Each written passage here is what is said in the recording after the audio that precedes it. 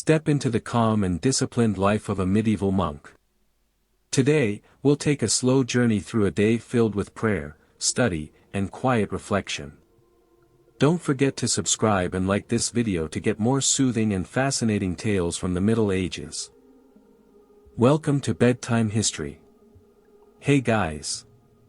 Tonight, we begin with something a little quieter than royal scandals. Well, mostly. Dim the lights, tuck in, and grab a cup of chamomile if you're feeling fancy. We're going somewhere slow. Somewhere with cold stone walls, uneven candlelight, and a whole lot of Gregorian chanting. Yes, we're slipping gently into the world of medieval monks. Not the dramatic, cursed kind with swords and forbidden love stories.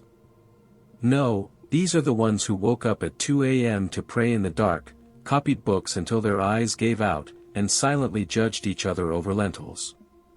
It's a whole vibe. So settle in, friends. Let's begin. With a quiet little walk through the cloister. So, who were these guys, really? When you think monk, your brain might conjure up some guy in a brown robe, staring solemnly at a wall, possibly regretting every choice that brought him here. And honestly, that's not totally wrong. In medieval Europe. So roughly from the 5th to the 15th century, you couldn't swing a reliquary without hitting a monastery. There were monks everywhere.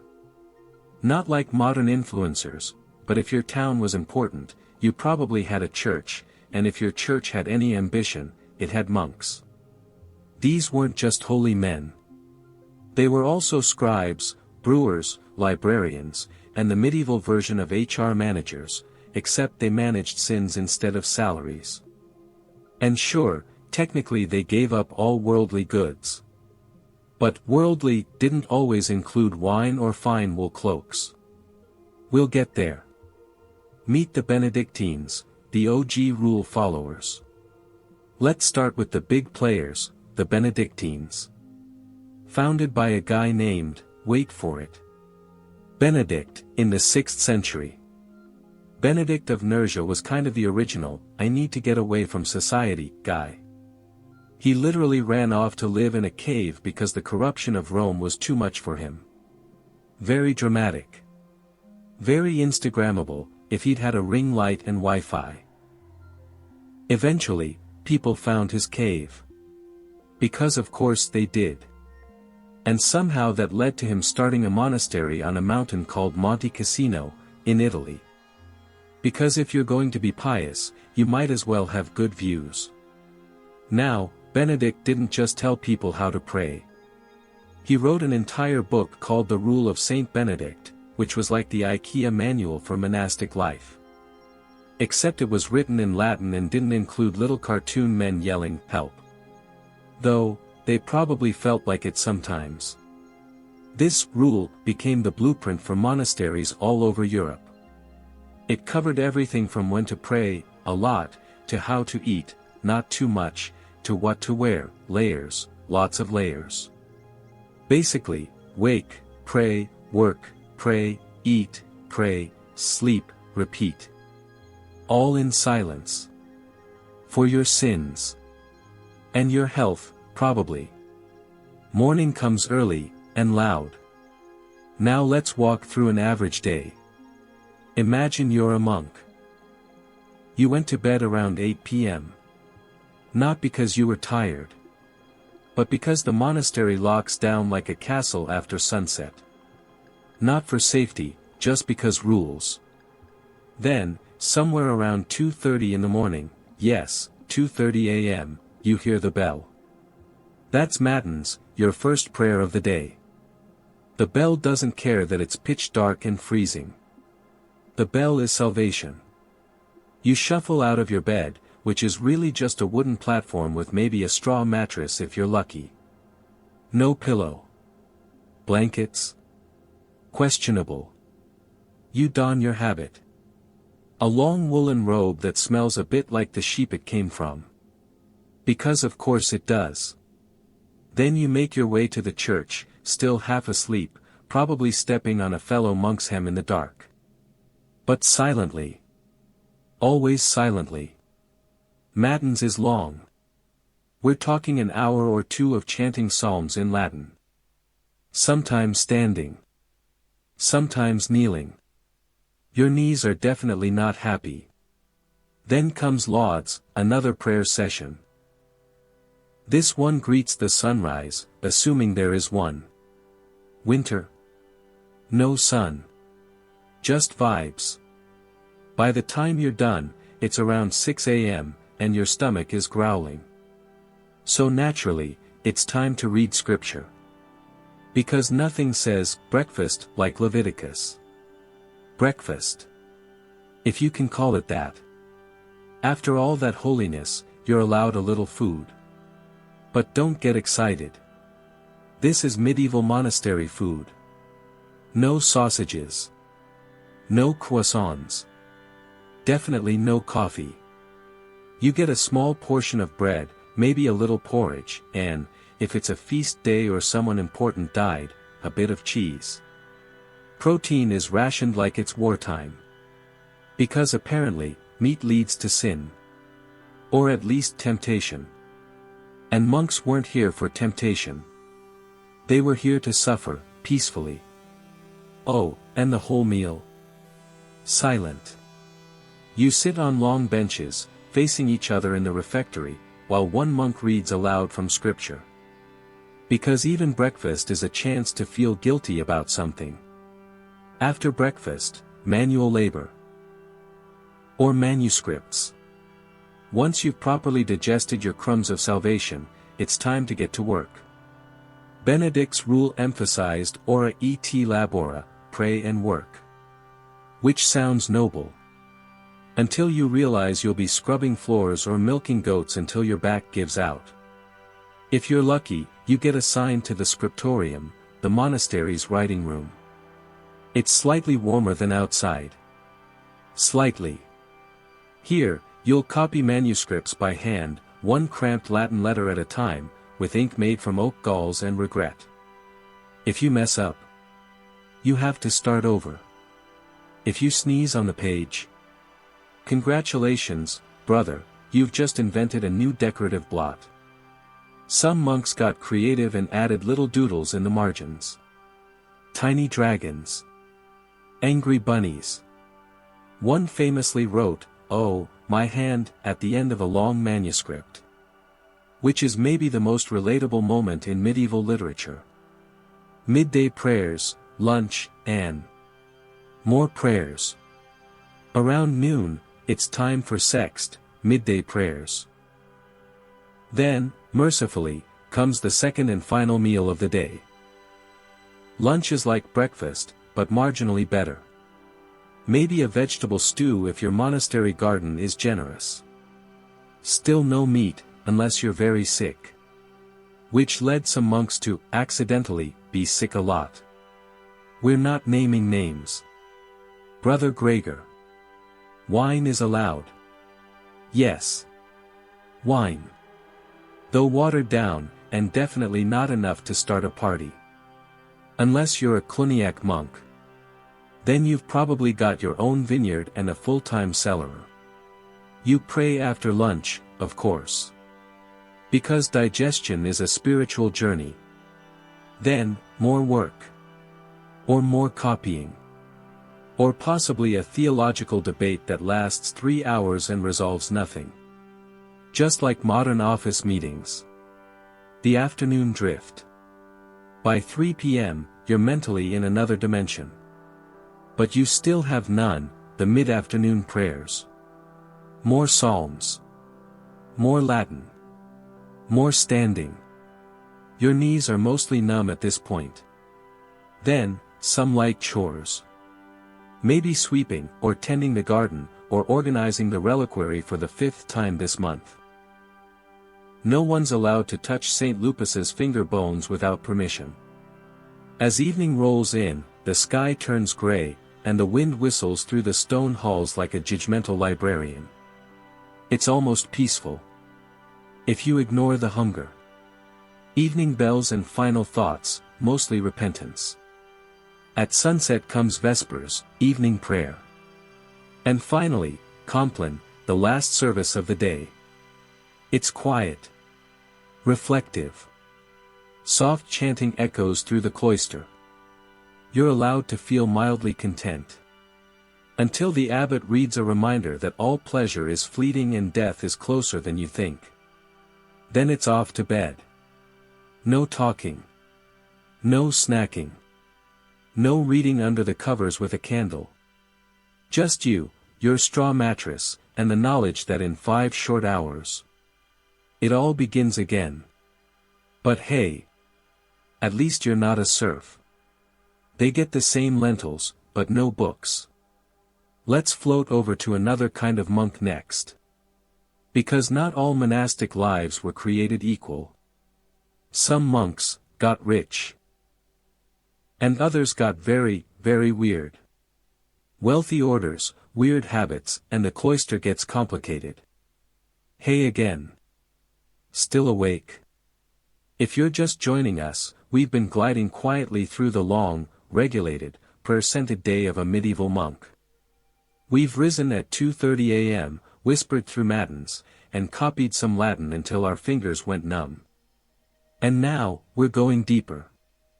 Because as it turns out, not all monks were built the same.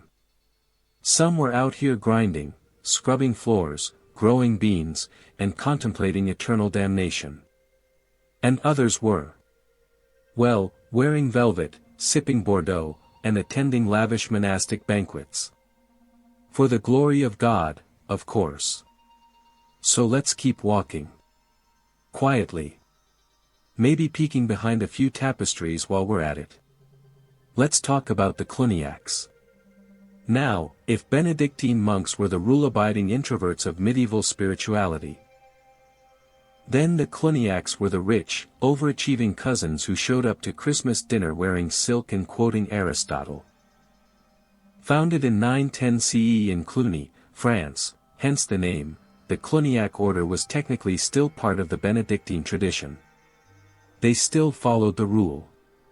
Just with a few embellishments. Like, a lot of embellishments. The Cluniacs thought prayer was the most important part of monastic life. So important, in fact, that they didn't have time to do things like cook or clean or mend their own habits. They hired other people to do that. Yes.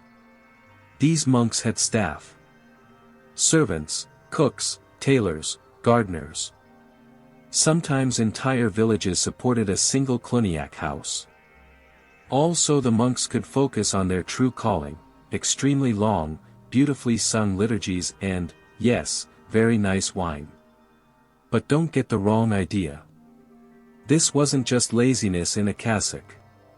Cluniac monks were devoted to their spiritual practice. They just thought the best way to glorify God was with grandeur. Think, huge choirs, perfectly choreographed rituals, and more incense than an undergrad philosophy seminar. Their churches were stunning. Ornate. Gold-encrusted. Filled with sculpture. One contemporary said it was like walking into heaven. Which is nice, if you're into that sort of thing. But naturally, not everyone approved. Enter the Cistercians, the austerity brothers. Around the late 11th century, a group of monks looked at the Cluniacs and went, okay, but what if we just did less? Thus began the Cistercian order, founded in 1098 in, wait for it, Citeaux, France. Because medieval monks never missed a branding opportunity. The Cistercians wanted to bring back the OG Benedictine vibes. Silence. Simplicity. Work. Prayer. Repeat. No gold, no fancy chanting, and definitely no tailors on staff. Their churches were plain. Like, aggressively plain. Whitewashed walls. No sculpture. No color. Just pure, echoey holiness. They wore undyed wool, hence the nickname, white monks. Which sounds slightly culty, but sure. They also worked. A lot. Manual labor was sacred. They built their own monasteries, tended their own sheep, grew their own barley, and brewed some of the most depressingly functional beer imaginable. Though to be fair, some of it was apparently quite good. Holy men need hydration. The Cistercians were basically the CrossFit monks of the Middle Ages. Except instead of posting their abs online, they just felt smug about not owning gold candlesticks. Fun fact, Bernard of Clairvaux had opinions.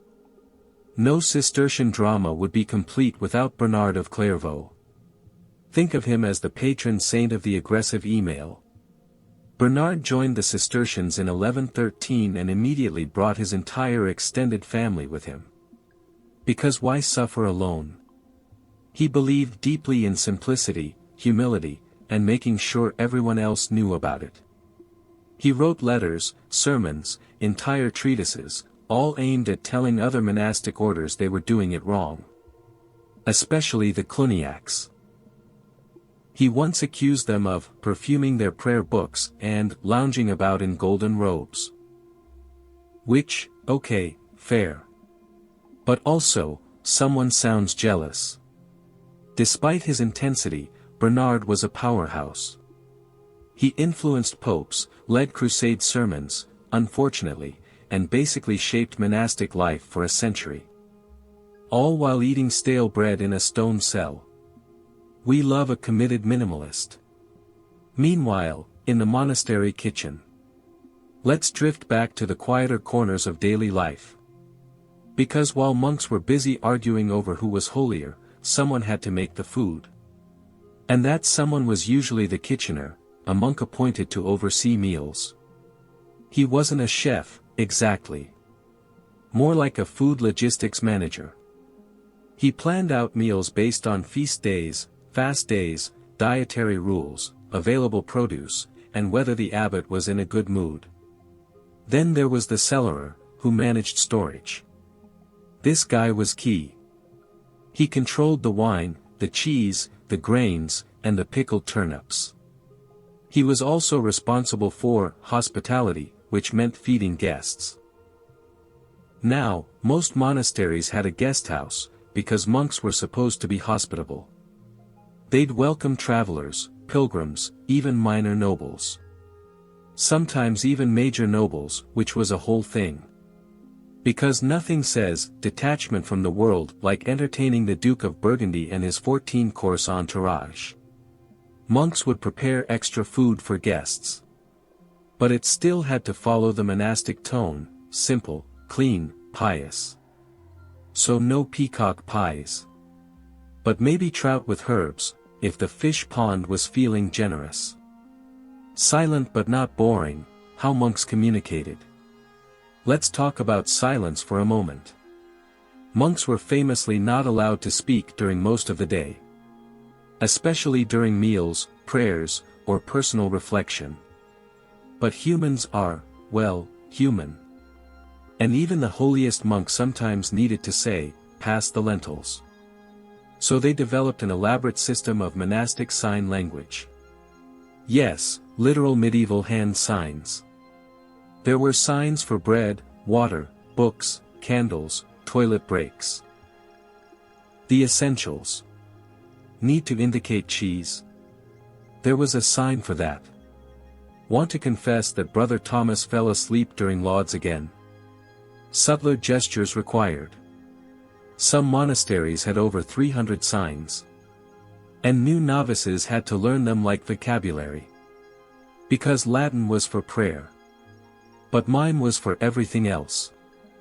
Bad monks happen to good orders. Now, we've painted monks as quiet, prayerful, cheese-slicing paragons of piety. But not all monks were great. There were scandals. Even in the most well-run monasteries, someone was always pushing the limits. Some monks got very comfortable with their wine rations. Some hoarded personal items, like hidden books, fancy writing tools, or forbidden relics. One monk allegedly kept a pet squirrel in his habit sleeve. Unconfirmed, but emotionally satisfying. And then there were the monks who wandered off entirely. Yes, runaway monks. Because after 20 years of boiled cabbage and cold floors, even holiness wears thin. Monasteries kept detailed records of monks who absconded. Some were found and brought back. Others disappeared into cities and became suspiciously literate innkeepers. And the punishments? Mild, by medieval standards. Maybe a few days of bread and water. Public confession. Extra prayers. And if you were really naughty, solitary confinement in a stone room with a Bible and no candle. So, just a slightly more depressing version of normal. The weird world of monastic relics. Okay. Let's detour briefly into the strange, bone-filled world of relics. Because monks didn't just pray and farm. They also guarded dead people's body parts. For spiritual reasons, obviously. Every respectable monastery had at least one relic, a fragment of a saint's body, clothing, or a personal item. A toe. A piece of the true cross. The comb of Saint Radegund. Yes, really. These were considered powerful. Holy. And also, kind of collectible. Monks displayed relics in ornate containers called reliquaries. Gold. Gems. Intricate carvings. Some looked like tiny cathedrals. Others were literal arms made of silver, holding up the real bone inside. Pilgrims would travel for miles to see a good relic. And monasteries benefited. Because where there are pilgrims, there are donations. Some monks may have gotten a little enthusiastic. Relics were stolen, swapped, forged. One saint was said to have 14 skulls across Europe. Miraculous? Maybe. But probably just marketing.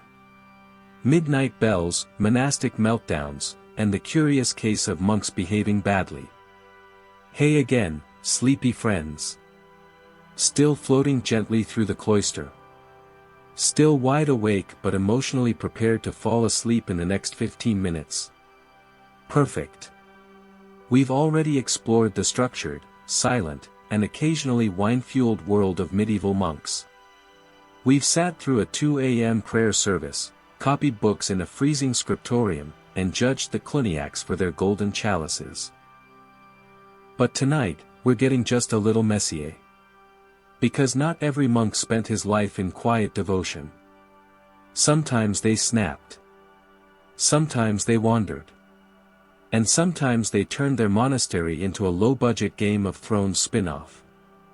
So let's return to those stone cloisters and gently open a few less official scrolls. The ones about bad behavior. Midnight bells and the monastic sleep cycle, or lack thereof. Let's start with something simple, sleep. Or, more accurately, the slow erosion of it. The average medieval monk had a sleep schedule that would make a modern college student weep. Split sleep was the norm. They'd go to bed at sundown, around 8 or 9 p.m., then get jolted awake by the matins bell around 2 or 3 a.m. And no, that wasn't just a quick prayer and back to bed. Matins could last hours.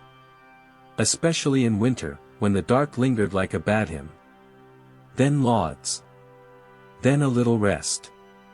Maybe. Then daytime services. Most monks functioned on 4 to 6 hours of broken sleep. In a cold cell. Wearing wool. So if a few of them got slightly testy during scripture study, we're not judging. It was, quite literally, a sleep-deprived lifestyle. Monks and meltdowns, yes, it happened. The rule of Saint Benedict is full of gentle suggestions on how to deal with monks who are difficult. Which is a medieval euphemism for passive-aggressive, moody, or suspiciously fond of talking during silent hours. Now, monks weren't allowed to yell, gossip, or act out. But some did anyway. One abbot wrote about a monk who refused to attend prayers for a full week and instead locked himself in the latrine. Spiritual crisis. Constipation? Unclear. Another monastery kept a record of a brother who routinely faked illness to skip church, but miraculously recovered for meal time. We see you, Brother Roland. Sometimes disputes broke out over choir seating. Because nothing says divine humility like arguing over who gets to sit closer to the abbot. There were reports of monks getting into quiet but deeply emotional standoffs about robe length, food rations, and, one time, who had improperly polished the chalice. It wasn't violent. Just, deeply repressed and extremely monk-like. The abbot, equal parts dad, CEO, and spiritual life coach. Every monastery had an abbot, who was basically the boss. Think of him as a cross between a medieval dad, a spiritual director, and the world's most overworked middle manager. He was elected by the monks, usually, though sometimes influential nobles got involved. Because of course they did. The abbot had a lot on his plate. Keeping the monks obedient. Making sure no one was hoarding cheese.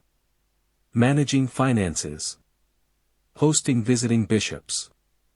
Reading complaints about how Brother Peter's chanting was too nasal. If something went wrong, livestock died, a monk ran away, the relic of Saint Balthazar's finger disappeared, the abbot was expected to fix it. Preferably without swearing. Some abbots were beloved, kind, and spiritually inspiring.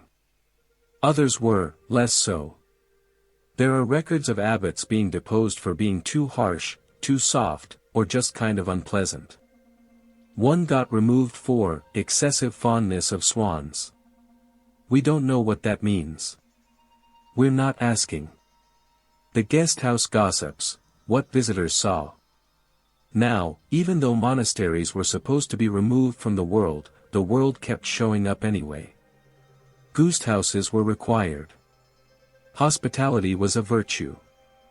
And every monastery had to take in pilgrims, travelers, and nosy nobles. And guess what? Those visitors kept diaries. They wrote about the food. They wrote about the decor. They wrote about the monks. And sometimes, they wrote things like, the brethren dined in silence, but with some evident grumbling when fish was served for the 4th day in a row. Or, a young monk gave me directions to the chapel with excessive enthusiasm. I suspect he may be bored. Some pilgrims were awestruck. Others were underwhelmed. One famously wrote that a monastery smelled of onions and incense, with an air of quiet despair. Another praised the monks' voices. But added that the bread was hostile in texture. The guest house was where the cloister met reality. And it was often awkward. Confession time, the private sins of publicly holy men.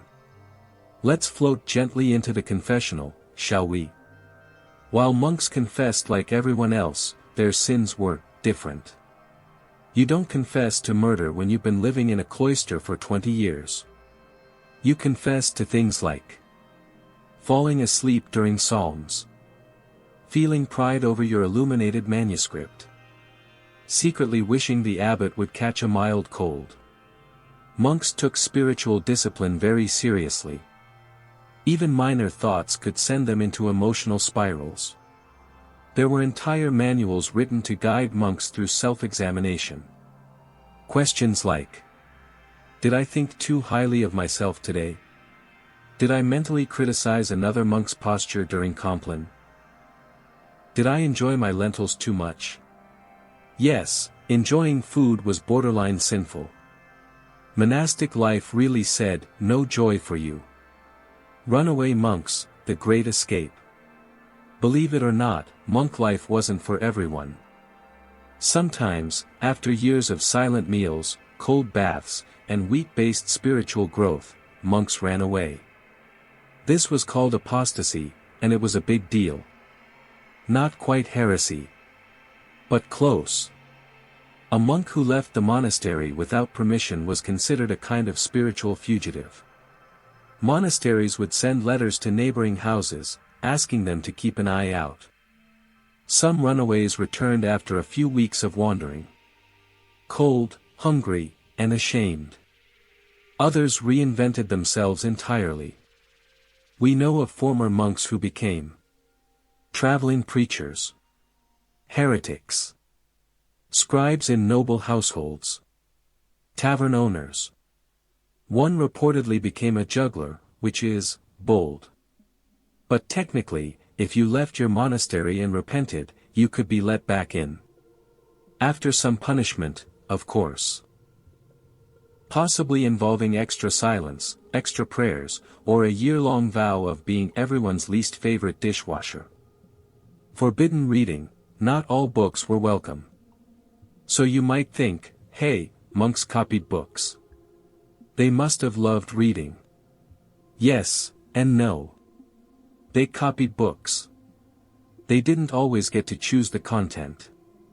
Most monasteries only allowed books that were spiritually edifying. Bible? Yes. Saint Augustine? Yes. Poetry about falconry? Absolutely not. There were forbidden texts, especially anything pagan, secular, romantic, or magical. But, monks being monks, some of them read them anyway. In secret. There are marginal notes in some manuscripts where scribes have written, quietly. This poem is very beautiful. May God forgive me. Or even, I copied this only under obedience. It is foolish nonsense. One Irish monk scrawled a poem about his cat into the margin of a psalter. The cat was named Pengurban. And the poem is still read today. So yes. Even in the silence of the scriptorium, someone was writing cat poetry. And finally, the weird little joys. Not everything was gloomy. Monks had small pleasures. Carefully controlled, of course. But still, real. They loved gardens. Some tended herbs like they were sacred, because to them, they were. They brewed beer, kept bees, and invented cheese recipes. Because spiritual devotion is better with a little dairy. Some monks painted. Some carved wood. Some spent years building model ships, or astronomical calendars, or very accurate maps of towns they weren't technically allowed to visit. And some just walked. In quiet circles around the cloister garden. Thinking. Praying. Or maybe just trying not to fall asleep on their feet. As the sun sets once again over our imaginary monastery, the bells begin their final toll. Vespers. Compline. The dimming of candles. The long, cold walk back to a wooden cot and a restless sleep. Another day ends. And tomorrow. More of the same. But with possibly fewer lentils. If God is feeling generous. Nuns, novices, and the long, slow road to monastic glory, or regret. Hey again, fellow wanderer in wool and silence. If you've made it this far, congratulations. You now know more about medieval monks than most graduate students, and you didn't even have to translate Latin in a damp library basement. But don't fluff your pillow just yet. We've still got quiet ground to cover. Tonight we're drifting even further, beyond the choir stalls, past the cellars and scriptoriums, and into some of the lesser-known corners of monastic life. What happened when someone wanted to become a monk? What if you were sent there against your will? And what about nuns, the women who shared this cloistered fate, but in their own way, and often with better penmanship? Let's float on. So you want to be a monk, the novitiate years. Becoming a monk wasn't as simple as walking in and grabbing a robe. Well, actually, sometimes it was that simple. Especially if you were a wealthy noble trying to repent quickly before dying of gout. But for most people, it involved a process, a long, very quiet probation period. This was called the novitiate. From the Latin novitius, meaning new or fresh. Think spiritual internship. But unpaid. And full of chanting. Usually, the novice was a teenage boy, sometimes even as young as 12. Yes, 12. Because nothing says childhood development like waking up at 2 a.m. for the rest of your life. The novice would live in the monastery for at least a year before taking final vows. During this time, he'd learn the rule of Saint Benedict, how to chant the psalms, how to fold his robe properly, and how not to roll his eyes during 7 daily prayer services. If he made it through without snapping, crying, or climbing over the wall in the dead of night, he'd be allowed to profess his vows. That meant a full commitment. Poverty, chastity, obedience, and, the most terrifying one, stability. Yes, monks vowed to stay in the same monastery for life. No transfers. No, taking time off to find yourself. Just you, your cloister, and Brother Godric, who snores during Compline. Fun fact, some novices didn't choose this life. Here's a slightly awkward truth. A lot of people didn't exactly choose to become monks. In noble families, it was common to send the second or third son to a monastery. Why? Because the first son inherited everything. And the others? Well, best to stick them somewhere they wouldn't cause a scandal. It was considered a good, pious life. Also conveniently removed them from competing for land, titles, or accidentally starting a civil war. And for poorer families, a monastery was actually kind of a good deal. You got food, a bed, basic education, and some semblance of stability, assuming you didn't mind the whole lifelong vow of obedience thing. Some kids were even oblate, literally offered to the monastery by their parents at a young age. Imagine being dropped off at a stone building at the age of 7, handed a small robe, and told you now belong to God. No pressure. Nuns, just as holy, twice as judged. Now, let's not forget the women.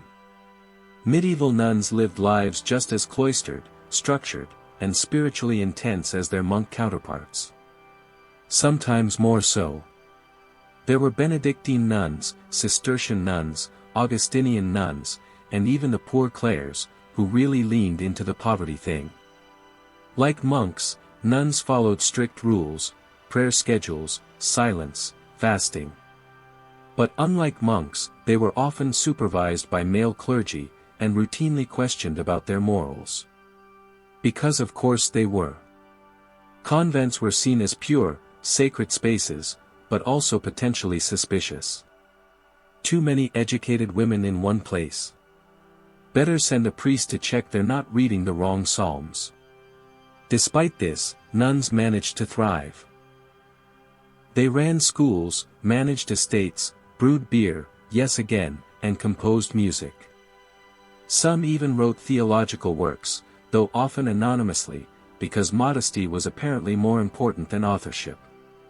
One famous nun, Hildegard of Bingen, basically did everything. Wrote music. Penned medical treatises. Received prophetic visions. Scolded bishops. We love a multi-talented mystic. Life in the nunnery, no boys, no gossip, no problem. Convents had similar routines to monasteries. Early rising. Prayer 7 times a day. Manual labor. Strict enclosure. But while monks often got to go outside for gardening or beekeeping, nuns were usually cloistered indoors. Like, fully inside. This meant lots of embroidery, baking, and sitting in cold rooms reading about saints who died more piously than you ever could. Still, there was joy. Nuns kept cats. They grew herbs. They wrote poetry, some of it about God, some of it about how annoying Sister Agatha was during choir practice. And yes, they also had little dramas. Letters survive where abbesses complained that younger nuns were sneaking letters to boys through the grate. Others mention issues like Sister Margaret was seen speaking after Compline with excessive animation. Scandalous. But mostly, it was a quiet life. Not easy. Not glamorous.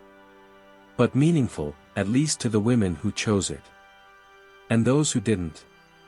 Well, they got really good at embroidery and passive-aggressive Latin. The architecture of monastic silence. Let's pause for a moment and take in the setting. Medieval monasteries weren't just big stone buildings. They were carefully designed machines for prayer. At the heart of it all was the cloister, a square courtyard, often with a covered walkway on all four sides. This is where monks or nuns walked in silence. Round and round. Sometimes meditating. Sometimes digesting. Sometimes just avoiding eye contact after a tense meal. Around the cloister were all the key rooms. The church, of course, the central hub for prayer. The dormitory, usually shared, with each monk sleeping in a narrow cell or wooden bed. The refectory, or dining hall, with long benches and usually a lectern for scripture readings. The chapter house, where meetings were held and discipline was discussed. The scriptorium, if the house was wealthy enough to have one. And the latrine, which, yes, even that had rules. In some orders, you couldn't talk at all in the latrines. In others, it was the only place you could talk. Medieval monasticism was full of contradictions. What happened when you got old? Monastic life wasn't all youthful enthusiasm and brisk chanting. Eventually, you got old. Your knees hurt. Your eyesight faded. Your Latin got wobbly. So what happened? You stayed. Forever. Monks and nuns didn't retire. They just slowed down. Older monks were often assigned lighter duties, like watching over the novices, maintaining the library, or writing very serious letters to other monasteries about candle supplies. Some took to praying full-time, or became spiritual advisors within the community. In death, they were buried right there, in the monastery cemetery. Usually without a marker. Just a plain grave. Dust to dust. The idea was that your life wasn't about you. It was about community. Obedience. Holiness. Even if you had secretly judged the abbot's sandals for 40 years straight. Final thoughts in the cloister. So here we are. At the end of another long monastic day. The bells have tolled. The psalms have been sung. The soup has been quietly consumed. The monastery is quiet once more. Just stone walls, flickering torchlight, and the sound of wind weaving through empty cloisters. Somewhere, a novice is still trying to remember the Latin for turnip. The abbot is correcting someone's pronunciation of amen.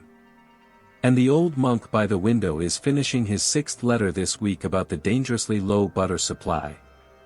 It's a strange world. But a real one. A world where silence was sacred. Routine was redemptive. And the smallest acts, folding a robe, lighting a candle, copying a psalm, were considered divine. Not exciting. Not glamorous. But deeply, steady. Which is maybe exactly what some people needed. Especially in a world full of chaos, plagues, wars, and very questionable medical advice. So tonight, as we drift off, let's take a moment to appreciate the quiet souls who chose this path. Or at least, didn't run away from it. May your dreams be peaceful. May your matins bell be slightly late. And may Brother Godric finally stop snoring. Saints, secrets, and the monks who wrote too much. Hey again, sleepy pilgrim. Still awake? Or maybe you're already halfway dreaming of Gregorian chants and slightly overcooked cabbage. Either way, you're doing great. We've walked through the cloisters, counted the bells, silently judged some Cluniacs, and survived an entire day in the sandals of a medieval monk. But before we extinguish the final candle, there's still one more soft corner of this world to explore. The legacy.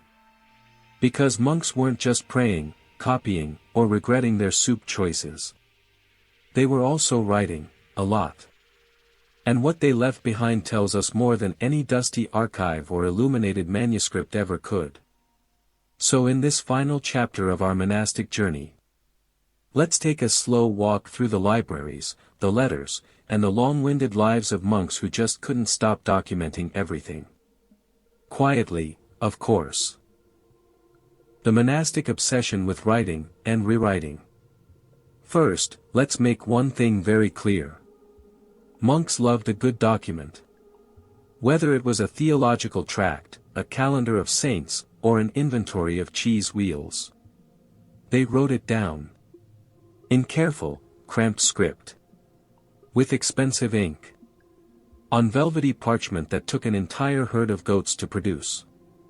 This was partly out of piety, preserving sacred texts and the wisdom of the Church. But also partly, because they were very serious about rules. For example, one monk wrote an entire treatise about how to hold a candle properly during prayer. Another documented the precise measurements for monastic sandals, with diagrams. Several monasteries maintained hour-by-hour logs of weather conditions, including fog density, dew texture, and whether the moon looked irregular. We're not joking. It was part record-keeping, part spiritual exercise, and part, there's literally nothing else to do after Compline. Saints and Sainthood, the monastic fan club. Next, let's talk about saints. Medieval monks were, to put it gently, obsessed with them. Saints were spiritual role models. Holy celebrities. The medieval equivalent of influencers, but with more martyrdom and less skin care. Monks read about saints. Wrote about saints. Collected their bones, scraps of hair, and occasionally, their teeth. And if you were lucky enough to have a saint die in your monastery, well, congratulations. You just won the medieval version of a tourism grant. You could build a shrine. Welcome pilgrims. And yes, receive donations. Some monks even promoted sainthood for former abbots or pious brothers. It was a bit like a PR campaign, but with more miracles and fewer hashtags. One monk wrote over 300 pages about a local hermit who once healed a pig and cried during Mass. It was considered compelling evidence of divine favor. And sometimes, monks would invent miracles. Or remember them suddenly. Right around the time the monastery needed repairs. We're not saying it was shady. We're just saying those relics of St. Mark's third thumb were highly questionable. Monastic chronicles, medieval gossip, but with footnotes. Let's not forget the chroniclers, monks who recorded not just their own lives, but everything happening outside the monastery. These were the nerds of nerds. The ones who wrote down royal family drama, battles, floods, weird celestial events, and that time a goose was elected to minor office in a French village, true story, probably. Chronicles were part diary, part political record, part passive-aggressive commentary on current events. One monk, writing in the 12th century, described the local baron as a man of moderate intelligence and inconvenient breath. Another chronicler noted that a visiting bishop was unexpectedly short and fond of figs. This is what happens when you give introverts too much time and too much ink. But we're grateful. Because without them, we wouldn't know any of the juicy medieval details, like which king died from eating too many eels? How many monks fainted during a particularly long Easter vigil? Or which abbess allegedly owned a pet falcon trained to steal handkerchiefs? The scriptorium, where hands froze and eyes went blind. Let's glide back into the scriptorium for a moment, the chilly, dimly lit room where monks copied texts by hand. There was no central heating. No electric light. No coffee. Just you, a quill, a candle, and 300 pages of Latin legal commentary. Copying a single Bible could take years. Mistakes were painstakingly corrected. Margins were filled with small notes, sometimes spiritual reflections, sometimes barely disguised complaints like, "My hand is cold. This parchment is terrible. Oh Lord, when will it be dinner?" And then there were the illuminators, monks who added decoration to manuscripts. Gold leaf. Tiny dragons. Elaborate initials. And yes, occasional doodles of snails fighting knights, because why not? We may never know why snails were such a recurring theme. But we respect it. The monastic library, don't touch anything without permission. Most monasteries had libraries, but not like the ones you're used to. These were sacred spaces. Books were expensive. Handmade. And chained to the shelves, because even monks couldn't be trusted not to sneak off with Augustine. Access was limited. You needed permission. And sometimes even a reason. Oh, I just felt like reading about divine grace wasn't always good enough.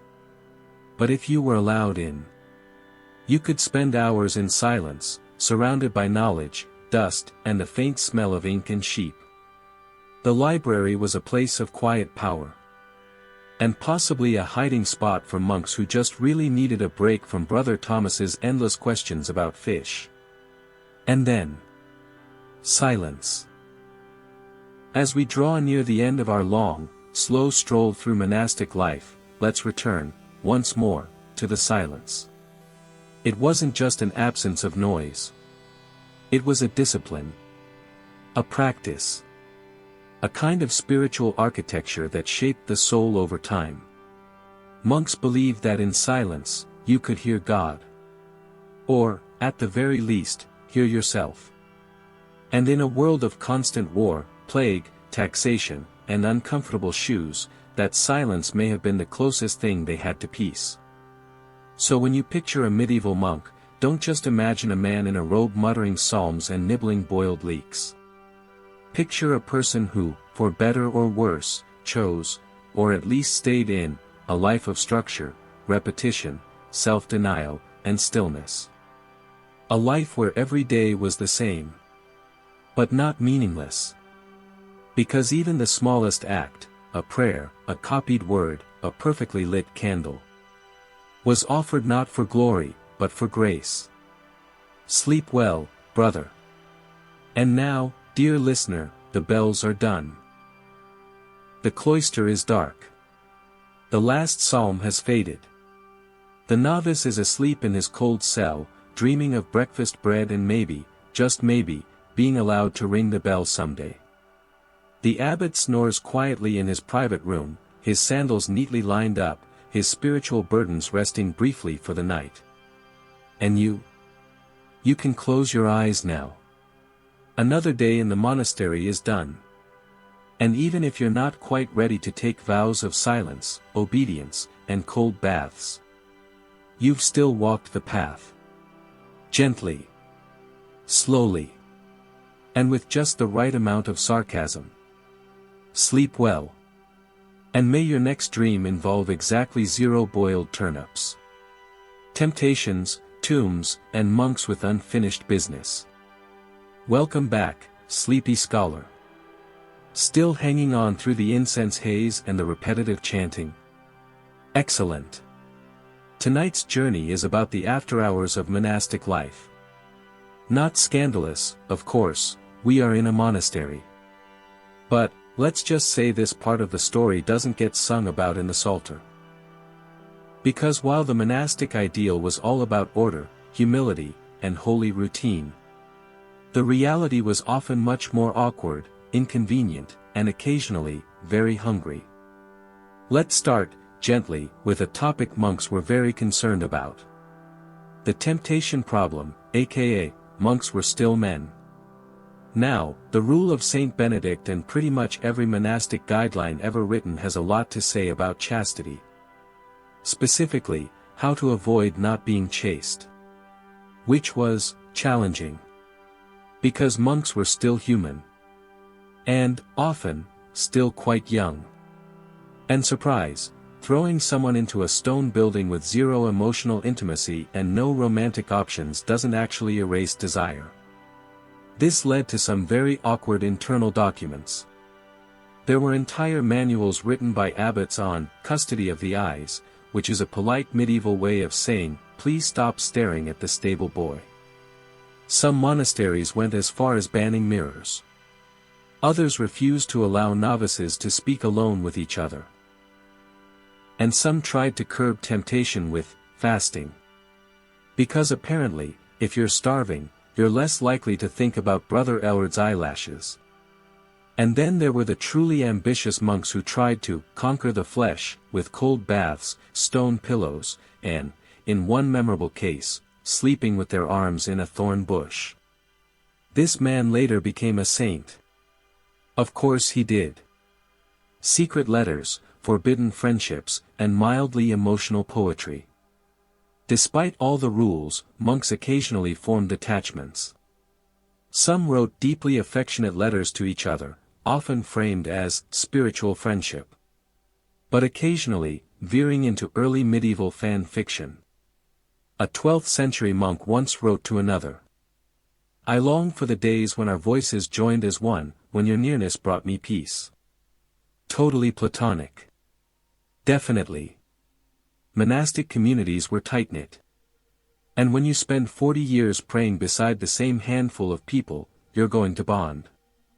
You might also quietly resent them. Or fall into long, unspoken rivalries over who sings the psalms too fast. But the real kicker? Even writing too many letters could be considered suspicious. Especially if they were going out of the monastery. One abbot accused his monks of writing unnecessary correspondence with nearby convents. Unnecessary. Aha. Food, the holy obsession. Now let's return, gently, to one of our favorite topics. Monastic food. Which, despite being simple, regulated, and deeply uninspiring, took up an astonishing amount of mental energy. Monks weren't supposed to care about what they ate. They were supposed to be above all that. Food was fuel for prayer. Except, there are entire volumes of medieval monastic rules written about when to eat, what to eat, how to prepare it, who should serve it, and how to avoid enjoying it too much. There were monastic debates about whether fish counted as meat, especially when it came to things like beavers. Beavers swim, therefore fish. There were fasts. Then there were super fasts. Then there were we're fasting but technically this eel pudding doesn't count loopholes. One monastery was known for its aggressively detailed menu rotations. Monday, leeks and lentils. Tuesday, leeks and barley. Wednesday, lentils and barley. Thursday, surprise, leeks again. Truly, nothing inspires holiness like monotony. And yet, monks still found ways to make their meals interesting. There are records of secret gardens. Unauthorized herbs. And in one tragic case, a monk caught hoarding garlic cloves in his pillowcase. We all cope in our own ways. Death in the cloister, when the bell toll really was for thee. Let's slow things down now. Yes, even more than usual. Because one thing the monks knew better than anyone, was how to die well. Every day was, in a sense, practice for that final silence. Their whole life was geared toward eternity. So when the end came, it was handled with quiet ritual. Monks were usually buried on site.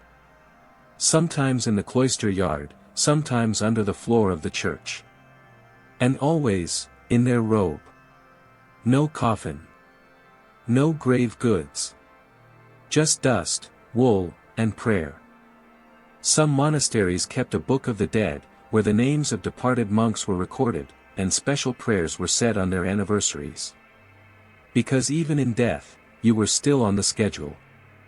And yes, there were a few slightly spookier traditions.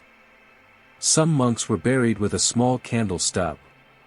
Others had their bones moved to communal ossuaries, rooms of skulls stacked neatly by generation. Was it morbid? Maybe. But to them, it was just part of the rhythm. Life. Prayer. Silence. Sleep. Forever. Ghost stories. Of course they had those. Despite all their theology and self-control, monks absolutely loved a ghost story. And not just any ghosts, monastic ghosts. There are dozens of written accounts from monks who claimed to have seen brothers returning from the grave to ask for prayers. Shadowy figures gliding down the cloister walk. Bells ringing with no one there.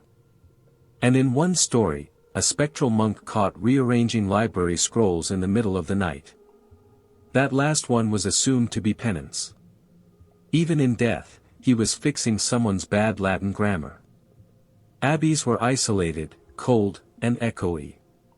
A perfect setting for imagining that Brother Hugh, who died last winter, might still be sitting in his favorite stall during matins. Some monks even claimed to hear ghostly chanting. Which, to be fair, might have just been Brother Stephen singing off-key again. The monastery as memory. And now, as we bring our lantern to its final flicker, let's reflect on what the monastery really was. A living memory. A place where the past never really left. Where centuries of prayers hung in the stone like incense. Where monks copied not just books, but the souls of those who came before them. Every page of parchment held fingerprints. Every bell carried an echo. Every silent meal was part of a tradition so ancient it made kings look temporary. To the monks, time didn't move forward. It circled, like the liturgical calendar. Like the chant tones. Like their quiet footsteps around the cloister. They weren't just men in robes. They were guardians of time. And most of them would never be remembered by name. But perhaps that was the point. Your cloister awaits. So as we step out of the last shadows of the abbey walls, take a deep breath. Not incense this time. Just air. Monastic life was quiet. But not lifeless. Strict. But not heartless. And always, always searching for something higher. Even if that something mostly showed up between psalms and porridge. Thank you for staying the whole night. Or the whole week. Or however long it took you to get through this monk-filled monologue. Now it's time for you to rest. No bells. No leaks. No midnight matins. Just silence. Soft, slow, blessed silence. That's honestly impressive. By now, you've probably achieved honorary monk status, minus the fasting, the tonsure, and the eternal struggle with turnip stew. But if your eyes are still open and your candle hasn't burned all the way down, let's sit together a little longer. In this final part, part 7, we'll drift through the monks who broke the rules, the monks who got famous, and the monks who quietly changed the world without ever leaving their cloister. Because monastic life wasn't always peaceful obedience. Sometimes it was passive resistance. Sometimes full-blown theological rebellion. And sometimes, it was just one man with a quill and way too many opinions. Let's step into the last quiet corridor. A day in the life of a medieval monk. Part 7, Rebels, Reforms, and the monks who couldn't sit still. Not all monks obeyed the rules, shocking, I know. Let's start with the obvious. Yes, monastic life was built on structure, routine, obedience. But not everyone went along quietly. Some monks were, to put it gently, a handful.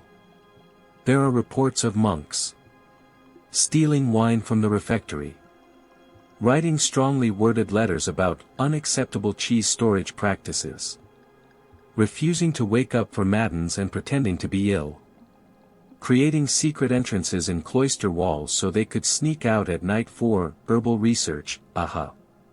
One monk was caught selling relics out of the back door of the monastery, including several suspicious bones of John the Baptist. Another managed to get excommunicated for staging an internal rebellion against the abbot, because he believed the bread was too stale and the schedule too strict. Was he wrong? Honestly, no. But still, not great for community morale. Monks were supposed to be paragons of discipline. But they were also very human. And medieval monasteries were basically closed ecosystems for passive-aggressive politics. Imagine the office, but everyone's wearing a robe and chanting Psalm 119. Reform, reform, reform, because nobody can sit still forever. Now, let's drift gently into the 10th and 11th centuries. Because this is when things started to shift. Some monasteries had grown wealthy. Too wealthy. They were no longer poor or humble or quiet. They owned vineyards, sheep, multiple goosehouses, gold leaf manuscripts, imported fish. It got a little flashy. So naturally, people started reforming. The Cluniac reform, for instance, was like the spiritual version of back to basics. They wanted stricter prayer routines, cleaner morals, and less interaction with local nobles who kept dropping by with unsolicited relics. The Cistercians took it even further. They believed the Cluniacs had gotten too comfortable. So they went full minimalist. No gold. No decorative art. No fancy food. Just gray robes, plain chanting, and long hours in fields, weeding with holy intensity. One of their key figures, Bernard of Clairvaux, was famous for being extremely pious, and mildly terrifying.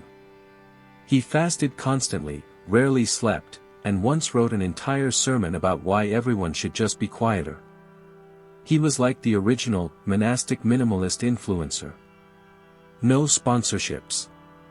Just God and oats. The mendicants, monks who refused to stay put. Then came the mendicants, the monks who said, actually, what if we don't stay inside at all? In the 13th century, orders like the Franciscans and Dominicans popped up, choosing to live among the people instead of in isolated cloisters. They still took vows of poverty. Still prayed. Still wore robes. But they went into towns, preached on street corners, begged for food, and taught at universities. It was radical. Some traditional monks were very uncomfortable with these roaming brothers. One abbot referred to them as wandering barefoot troublemakers. Which is exactly what they were, honestly. But they were also deeply admired. Even loved. Saint Francis of Assisi, founder of the Franciscans, was so committed to poverty that he gave away his clothes, hugged lepers, and once preached to birds. According to legend, the birds listened. He also apparently tamed a wolf, survived on crusts and wild herbs, and wrote beautiful prayers while sleeping on bare rock. Very on brand. The monks who wrote too much, and thank goodness they did. We've touched on this before, but it bears repeating. Monks were the memory keepers of the Middle Ages. Without them, we wouldn't have the writings of Boethius, copied lovingly by hand. The records of kings and popes and deeply boring tax disputes. Norbert's weird marginalia about cheese inventories. Or half the literature that survives from classical Rome and Greece. And some monks didn't just copy, they wrote.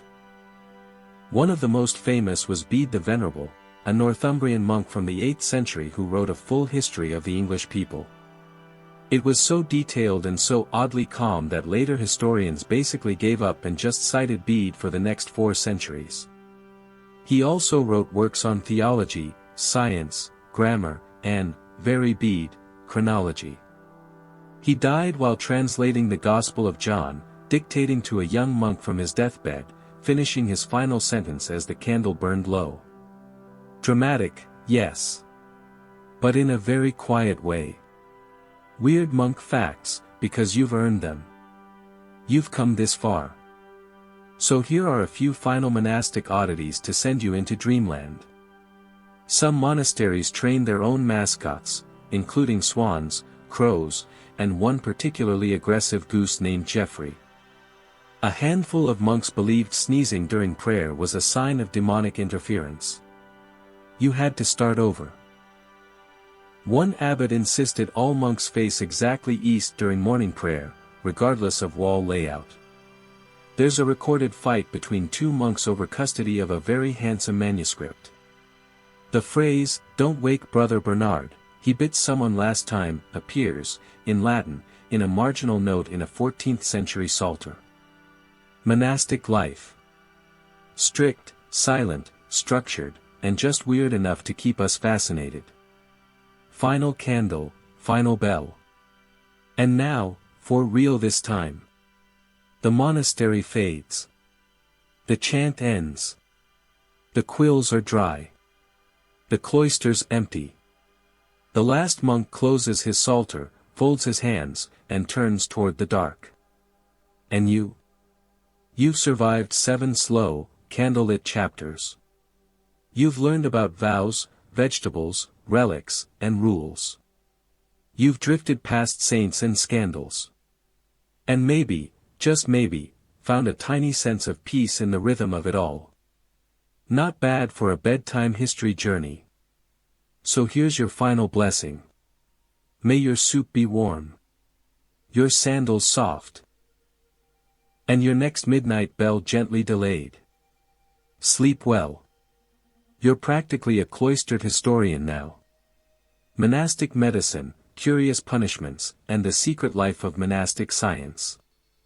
First, let's talk about monk doctors. Yes, that was a thing. So, monks weren't supposed to be worldly. They weren't supposed to seek prestige. They certainly weren't supposed to run around pretending to be doctors. And yet, monasteries were the closest thing to hospitals for much of the medieval period. The infirmary wing, usually tucked somewhere quiet, served as a care center for sick monks and sometimes even local laypeople who were respectable enough to be admitted. And while most of the treatments involved prayer, fasting, and maybe a poultice made of moss, honey, and extreme optimism, some monks actually got very, very into the whole medical thing. Take Hildegard of Bingen, a 12th century Benedictine abbess and all-around medieval overachiever. She wrote extensively on herbal medicine, holistic health, and how to balance the body's humors using plants, stones, prayers, and occasionally, screaming into a cave. Okay, the cave screaming might be apocryphal. But she did write things like, fennel purifies the eyes. Wormwood tempers melancholy. Avoid raw onions after sunset. Which, honestly, still holds up. Monastic gardens weren't just for growing soup ingredients. They were also stocked with healing herbs, like sage, rue, yarrow, and mint.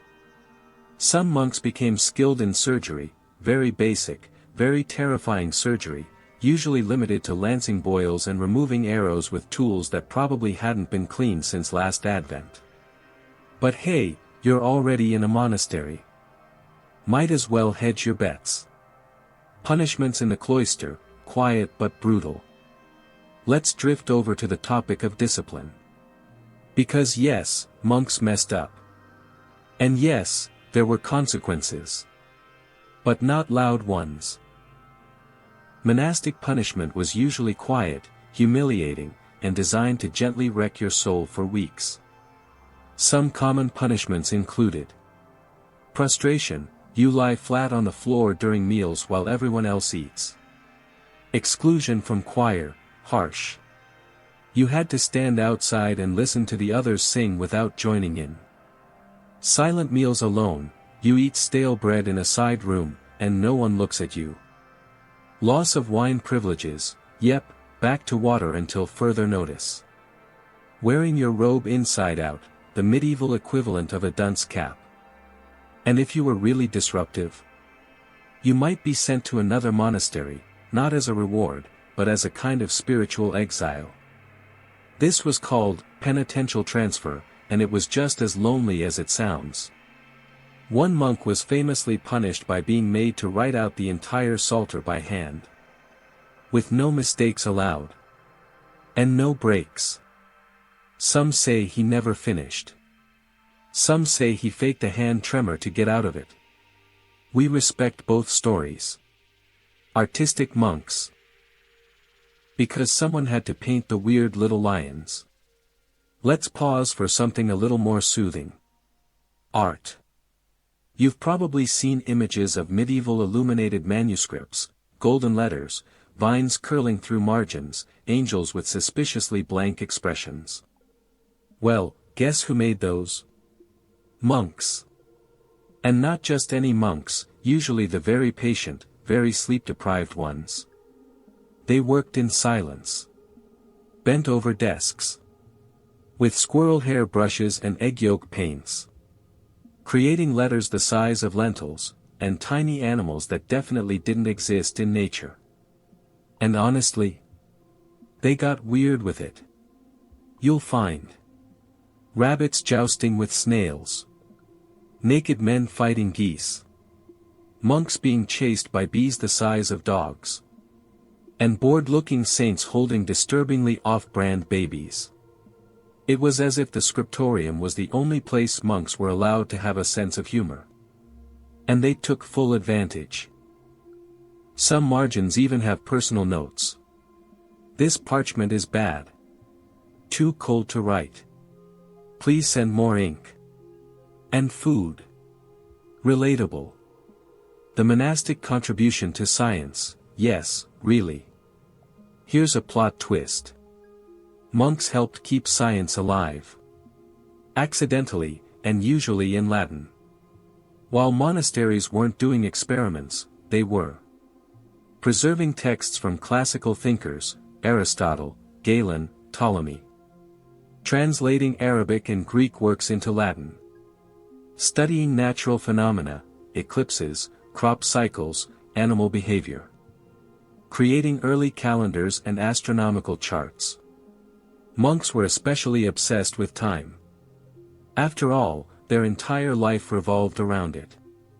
Some monasteries built astrolabes.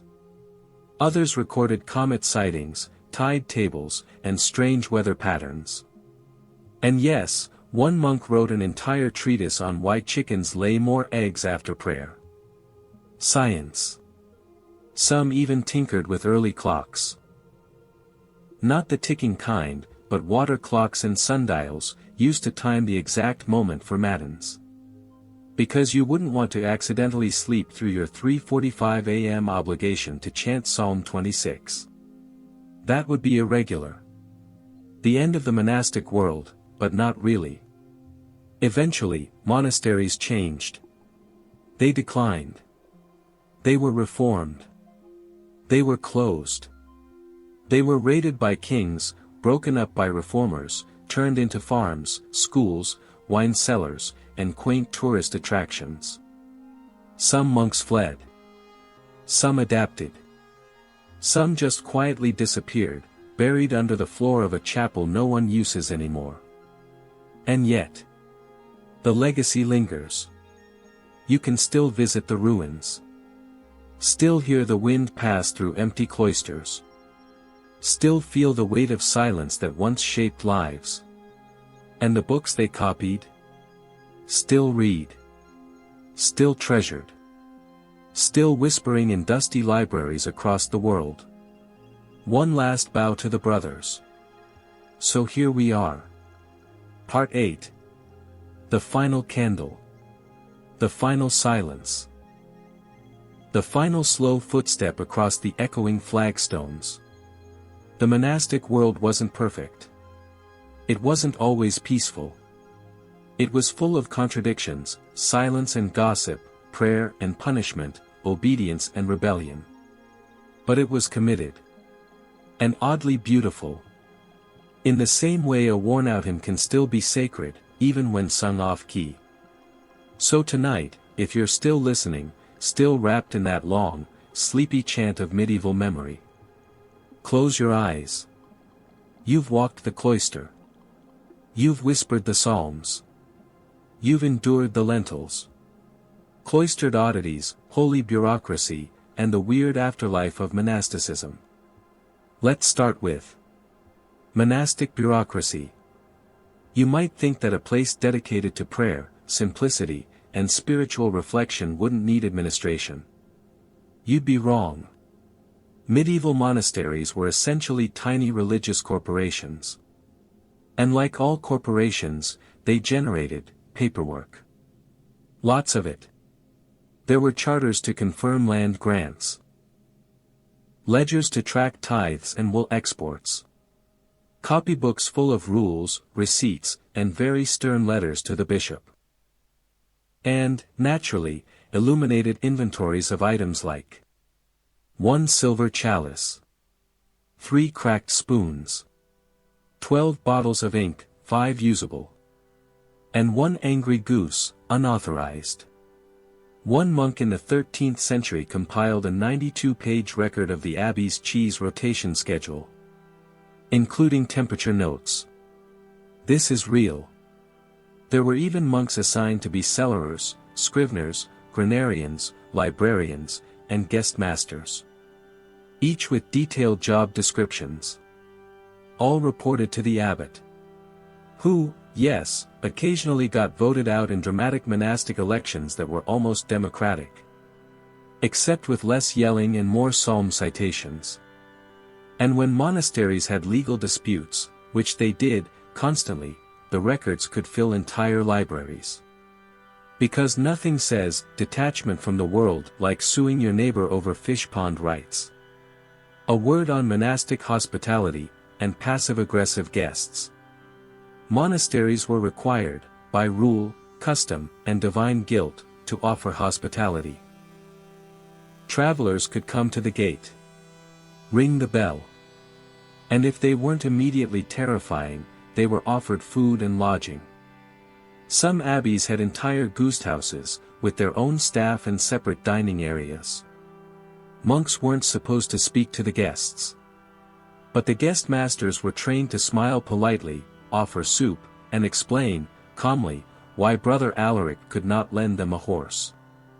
There are letters from visiting noblemen complaining that their monastic rooms were too plain. One even demanded a better feather bed. He was given straw and a copy of the Rule of Saint Benedict. It was not well received. But guests weren't all bad. Sometimes they brought books. Or relics. Or gossip from the outside world, which the monks pretended not to care about, while definitely listening from behind the cloister door. Cloister gardens, not just for meditation. Monastic gardens were beautifully simple. A cross between a herbarium, a quiet meditation space, and a place where someone accidentally grew 400 cabbages. These gardens were sacred and functional. They typically included medicinal herbs like sage, rue, hyssop, and comfrey. Edible crops, onions, leeks, of course, garlic, beans, and the occasional turnip. Flowers for decorating the altar, especially lilies and roses. And sometimes, bees. Yes. Many monasteries kept beehives, both for the honey and the wax. Candles had to come from somewhere. Preferably not the souls of the damned. There are entire treatises written by monks about how to properly bless bees. And at least one noted incident where a novice was stung during Vespers and blamed it on insufficient prayer life. A bit more about monastic sleep, spoiler, they didn't get much. In case it hasn't been clear. Medieval monks were chronically exhausted. Depending on the order and the time period, the daily schedule included midnight or 2 a.m. matins, 6 a.m. lauds, several other prayer blocks spaced throughout the day, and sometimes extra devotions added in because the abbot was feeling particularly holy.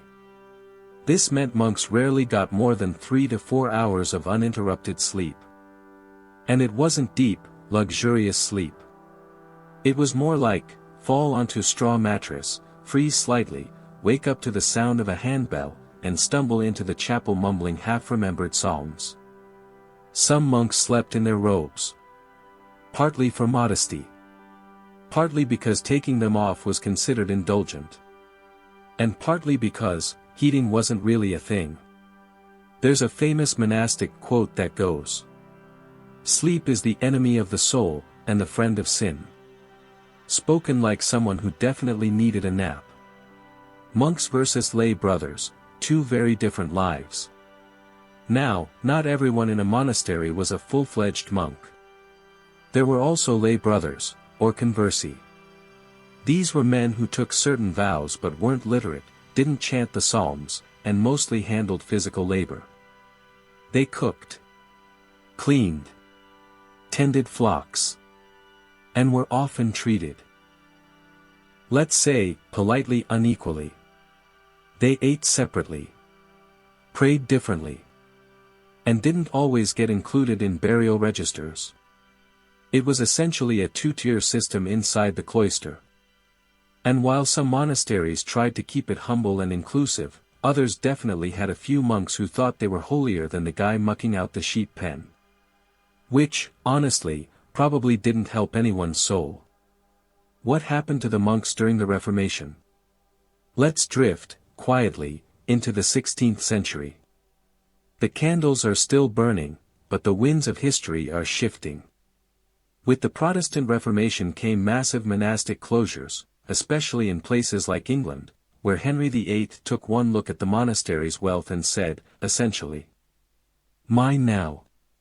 This led to the dissolution of the monasteries, a polite way of saying that monks were kicked out, books were burned, relics were smashed, and abbey roofs were sold for lead. Some monks fled. Some blended into parish life. Some simply disappeared into the countryside, nameless and quiet. Monasteries fell into ruin. And for centuries, the cloistered life was seen as outdated, superstitious, even dangerous. But not everywhere. Some monastic traditions survived. And even today, there are silent monks chanting in candlelit chapels. Keeping the rhythm. Keeping the quiet. And finally, what monks teach us, besides how to cook with lentils. After all this, all the bells, the rules, the robes, the beehives, and the emotional damage caused by cold stone floors. What does it all mean? Monastic life wasn't glamorous. It wasn't romantic. And despite what some Instagram accounts would have you believe, it wasn't peaceful in the modern, yoga retreat sense. It was hard. Lonely. And full of tiny, repetitive choices made in the name of something eternal. But it was also, enduring. The monks believed that devotion lived in the details. That sweeping the floor could be prayer. That copying a letter could be service. That showing up at 3:45 a.m. to sing Psalm 63, even when you didn't feel holy, was enough. It wasn't about being perfect. It was about being faithful. And in that slow, strange rhythm, there's something oddly comforting. So maybe, just maybe, that's why we're still telling their story. Good night, brother. This time for real. You've made it through part 9. And if you're still listening, still breathing in the scent of candle wax and old parchment, then may your rest be gentle. And may your dreams be filled with quiet cloisters, warm soup, and bells that only ring after sunrise. No more matins. No more psalms. Just silence. Holy, peaceful silence. Echoes, comparisons, and the quiet modern afterglow. Hey again, quietly breathing friend. If you're still awake, or just under the illusion that you are, let's float through one more hour of whispers and stone corridors. We've climbed through bell towers, scraped our knees on cold floors, glimpsed the odd ghost, and tasted the austerity. Now let's drift out of the past, and let the monastic life wash into the present, seeing what stayed, what changed, and what we might gently borrow, if we dare.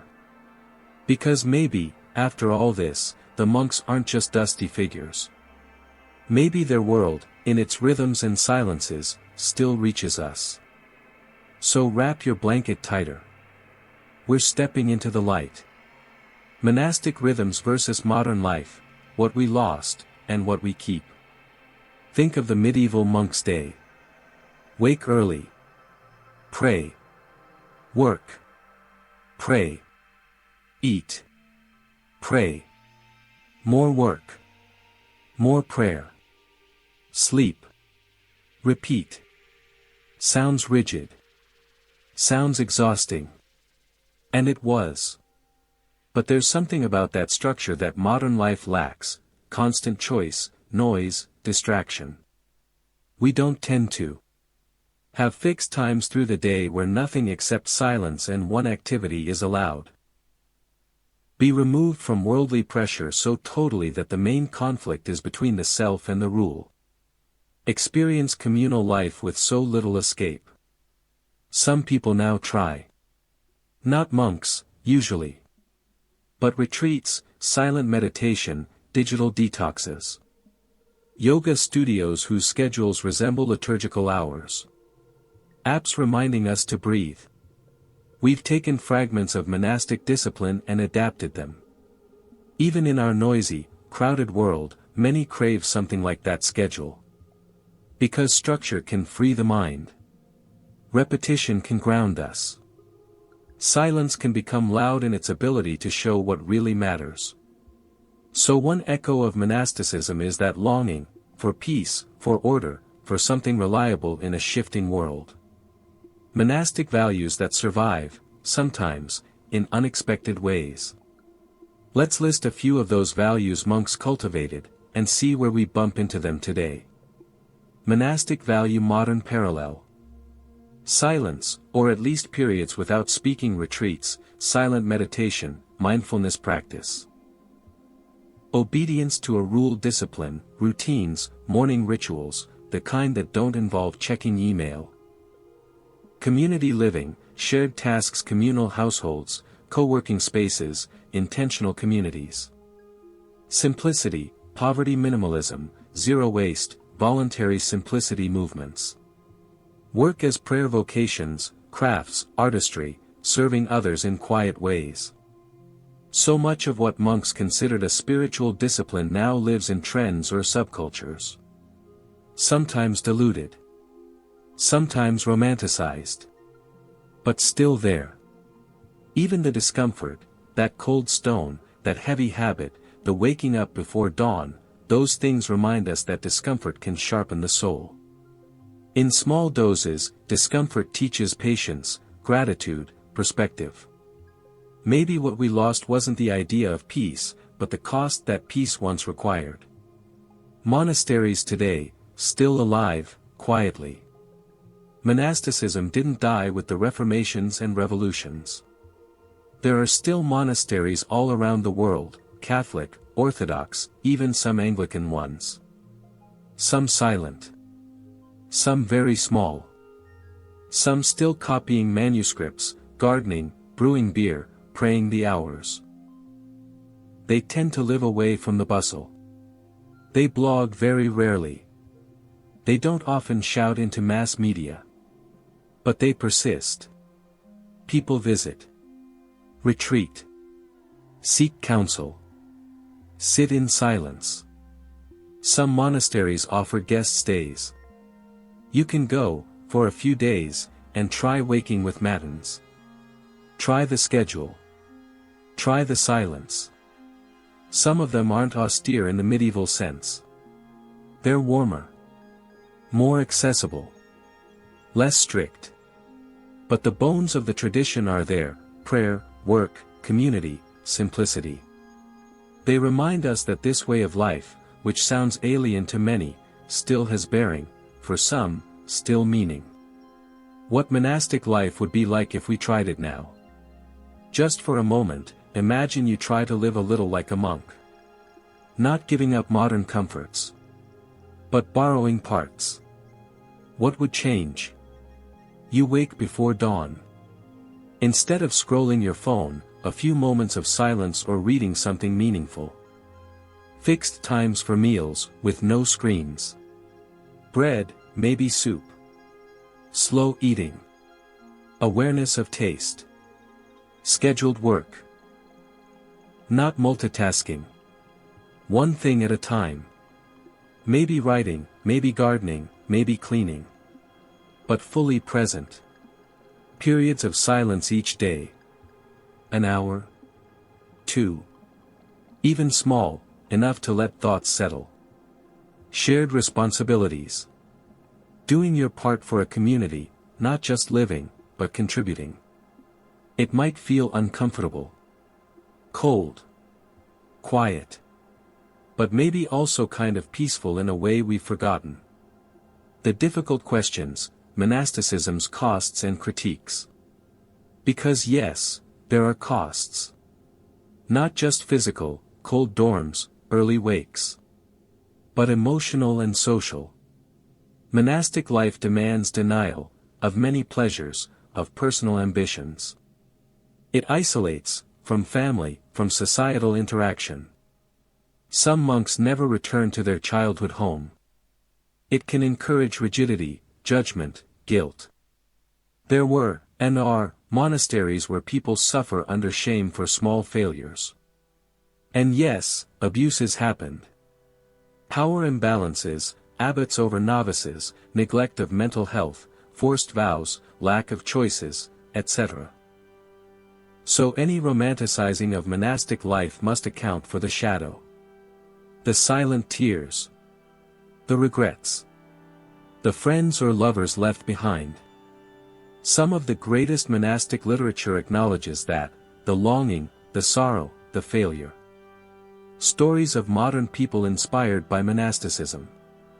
Here and there, in modern biographies, you find people who have then stepped into the monastery, not always literally, but spiritually. Writers who retreat for months to write in silence. Artists who adopt daily devotional hours, shutting off phones. Volunteers or missionaries who move to rural monasteries to teach, garden, or serve. Individuals who dedicate their free weekends to charitable hospitality, reflecting the monastic guesthouse tradition. Their life isn't typical. Nor easy. But you can see how the monastic model still speaks. A last soft comparison, monks and musicians. Here's an analogy, monks are a bit like musicians. Not rock stars. More like people who repeat notes, tune their instrument, rehearse scales over and over, care deeply about silence between the notes. Music, like monastic life, depends on discipline. On rhythm. On ordering time. A musician knows when to rest, when to push, when to slow. So does a monk. Maybe that's why music and silence so often intertwine in monasteries, chants, psalms, plain song. Because silence makes the music meaningful. And maybe our modern lives, if too noisy, drown out whatever melody we might be trying to hear. Final reflections before the candle dies. So this, truly, is the last flicker. We've lived this monastic day in slow motion. Witnessed the prayers in the dark, the labor in the scriptorium, the struggle with silence, the weird marginalia, the modest triumphs. What remains, for you, I hope? A sense that even in a life of repetition and constraint, there can be beauty. In small things, a well-polished candle holder. The way light pools on a stone step at dusk. A moment of silence after Vespers. A respect for those who chose, or were chosen, this way. With all its deprivation, its challenges, its boundless small joys. And perhaps, maybe, a quiet idea: if we can't live exactly like a monk, we can at least lean into what was good in their life.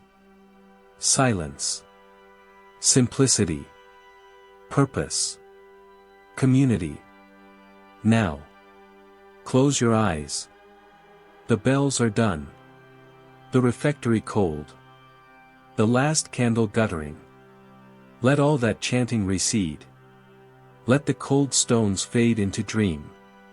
You've walked the cloister. You've listened to the psalms. You've touched the weight of silence. Rest well. Sleep deep. And may the dawn bring peace. Well, all right. You've outlasted most abbots at this point. 11 parts in, and we're basically honorary monks ourselves, cloistered in a blanket fort, surviving on whispered stories and the imaginary scent of damp stone and old ink. So here's one more candlelit detour. This part. It's a little looser. A little weirder.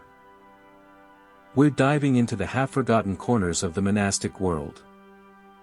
The strange tales, the mythical beasts, the banned books, the ghost stories, and yes, even the monks who broke the rules and accidentally invented bedtime conspiracy theories. This one's for the margins. The strange little scribbles on the side of the scroll. Let's begin. The weird marginalia, snails, nuns with swords, and monks being monks. We touched on this in part 8, but it deserves its own candle. Medieval marginalia, the little illustrations monks doodled in the margins of illuminated manuscripts, are basically the medieval version of chaotic post-it notes. You'd think they'd be holy and dignified. You'd be wrong. Instead, we find naked knights jousting with giant snails, monks being attacked by rabbits, cats playing musical instruments, badly, strange beasts with human heads on bird bodies, for reasons we may never understand. And perhaps most famously, nun with sword fighting a snail. We don't know why. We never will. It just exists. Sometimes the drawings even mock the manuscript itself. Little stick figures tumbling out of the capital letters, or monks snoring through their own sermons. One theory is that it was a coping mechanism. A way to survive long days of silence, repetition, and eye strain. Another theory. They were just having fun. And couldn't help themselves. And honestly, who among us wouldn't sneak a snail joust into a 400-page book of hours? The monastic bestiaries, animals that definitely didn't exist. Bestiaries were books of animals, part zoology, part allegory, part medieval fever dream. Written and copied by monks, they included actual creatures like lions and bears. And then, things got weird. Examples include basilisks, hatched from eggs laid by roosters and incubated by toads. Their stare could kill. Naturally. Unicorns, only able to be captured by a virgin maiden, monks wrote a lot about this one. The bonacon.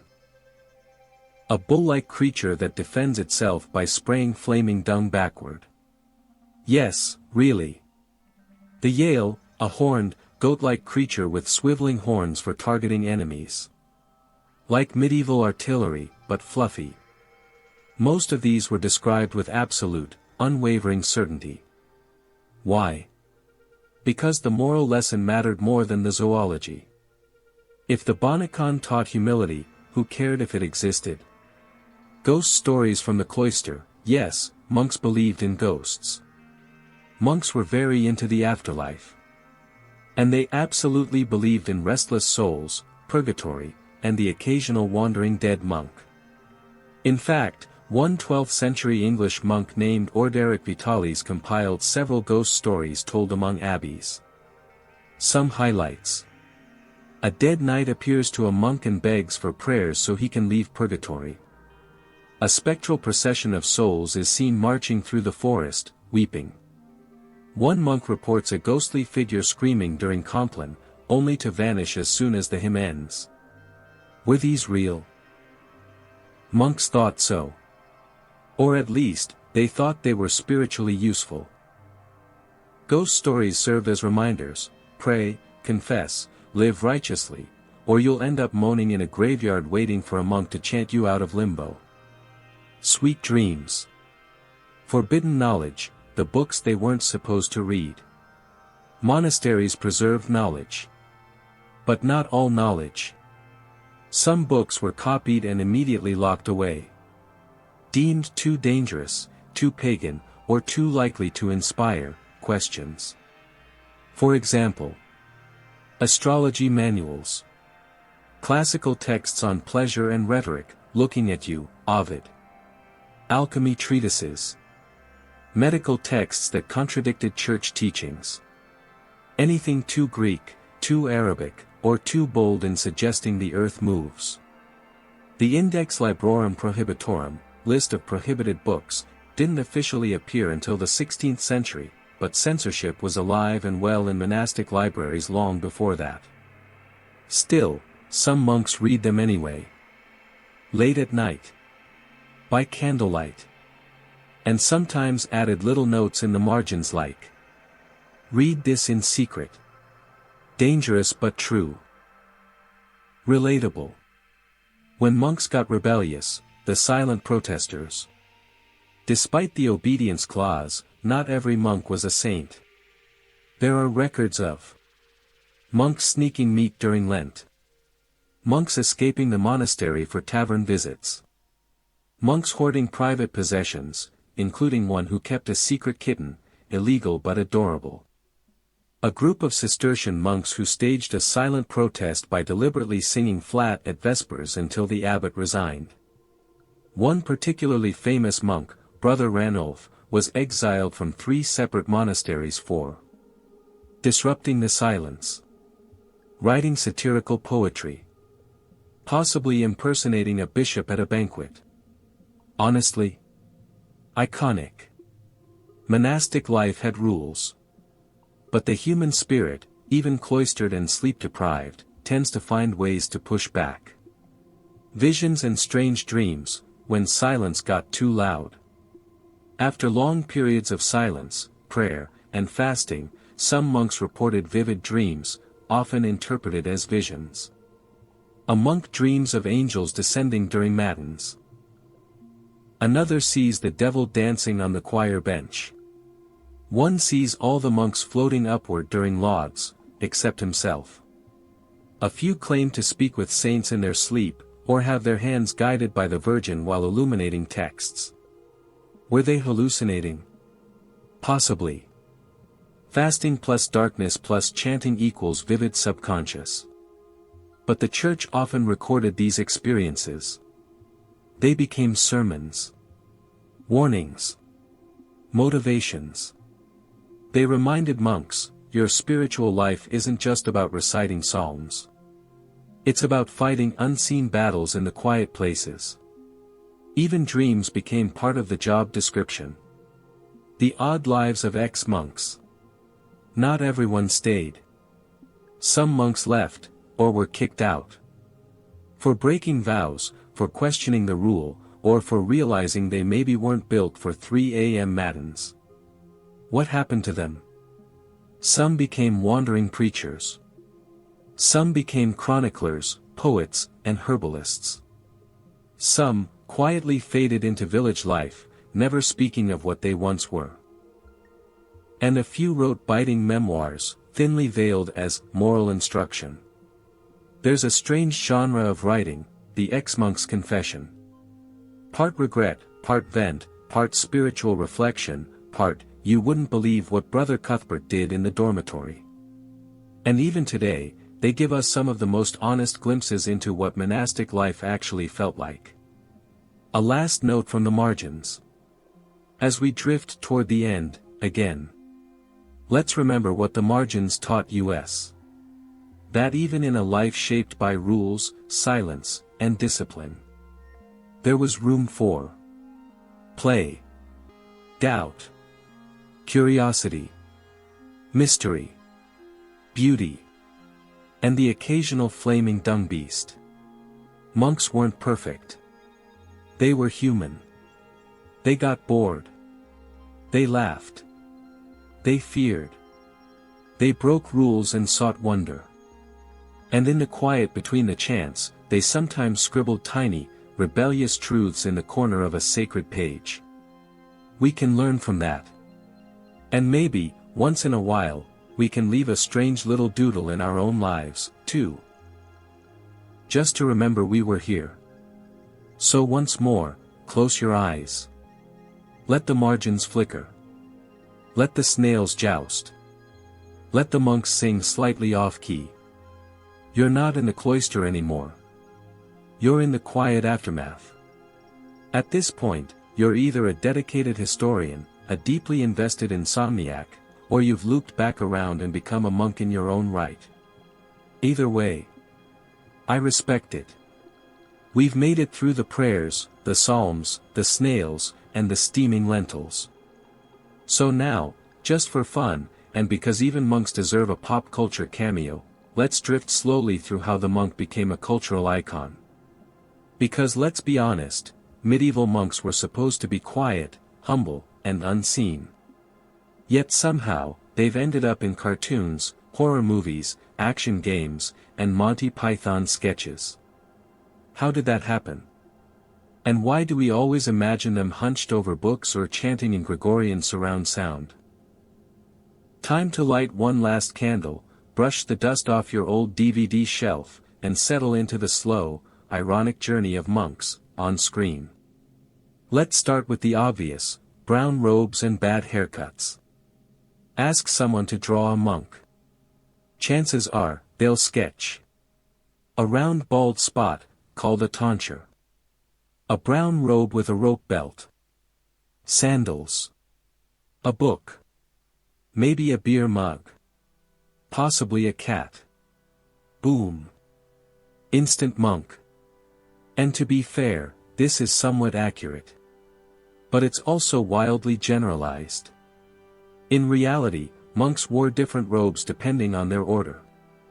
Benedictines, black robes.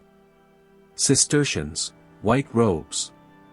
Franciscans, technically friars, brown robes, which is probably where the pop culture image came from. Carthusians, white robes with hoods, and serious introvert energy. As for the tonsure, that classic ring of baldness, not every monk had it, and the style varied by region. There was even a time when the Irish tonsure went out of fashion because it was considered too pagan adjacent. Imagine being excommunicated over your haircut. Monks in movies, from holy to hilarious to horrifying. Let's ease into the monks of cinema. They appear everywhere, from noble side characters to full-blown horror villains. 1. The Wise Monk. The standard issue fantasy advisor. He chants, he warns, he probably has access to forbidden scrolls. Examples. The Old Blind Monk in Robin Hood adaptations. Brother Cadfael, medieval herbalist and sleuth. Friar Tuck, who is always either jolly, drunk, or unexpectedly ripped. These characters tend to be peace-loving, intelligent, and slightly mischievous. But harmless. They exist to say things like, "In the end, only the Lord shall judge." Then hand someone a key to a secret passage.